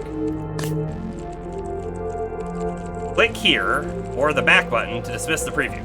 Cards are shown in the order they were added to the deck, from left to right.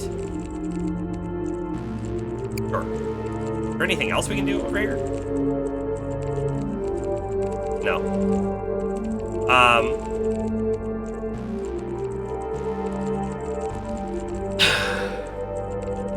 We're actually at the end of the stream. We're at the end of the stream right now, and the frames are still kind of dropping here and there. I want to keep playing, but I think we're going to stop here. I am going to delist the YouTube video. Not tonight, because it won't be ready tonight, but I will delist it soon, and then I will upload the full recording, and then that way the YouTube video will be flawless, and that'll be good for the VODs. I'm probably going to start recording most of our streams just to ensure that network issues do not plague them for VODs. I think that'll be good. Can I save it here? Save! Quit to the menu. You will lose progress in this encounter or event. Okay, we're not in an encounter or an event. We're between. We can continue with it right there. Wonderful. There's all sorts of things we can look at probably in our collection now, right? Maybe. Yeah, look, those are the unique cards that we were pulling, and probably cards we've just seen as well. That's cool. I like it. All right. I appreciate everyone for coming out tonight. I doubt we'll do any normal, streams on the weekend, but we'll do our normal Monday stream again as well. And if I prepare, I will do some off-stream wizardry so we can continue the wizardry run. And we'll see what goes from there. We still have Digimon is still on the back burner for just a little bit longer. I need a little bit longer of a break. And then we still have the Bloodstained Curse of the Moon or something. So we'll get back to the not Castlevania game as well. Anyways, this is Merc Serene signing off. Have a good night, everyone.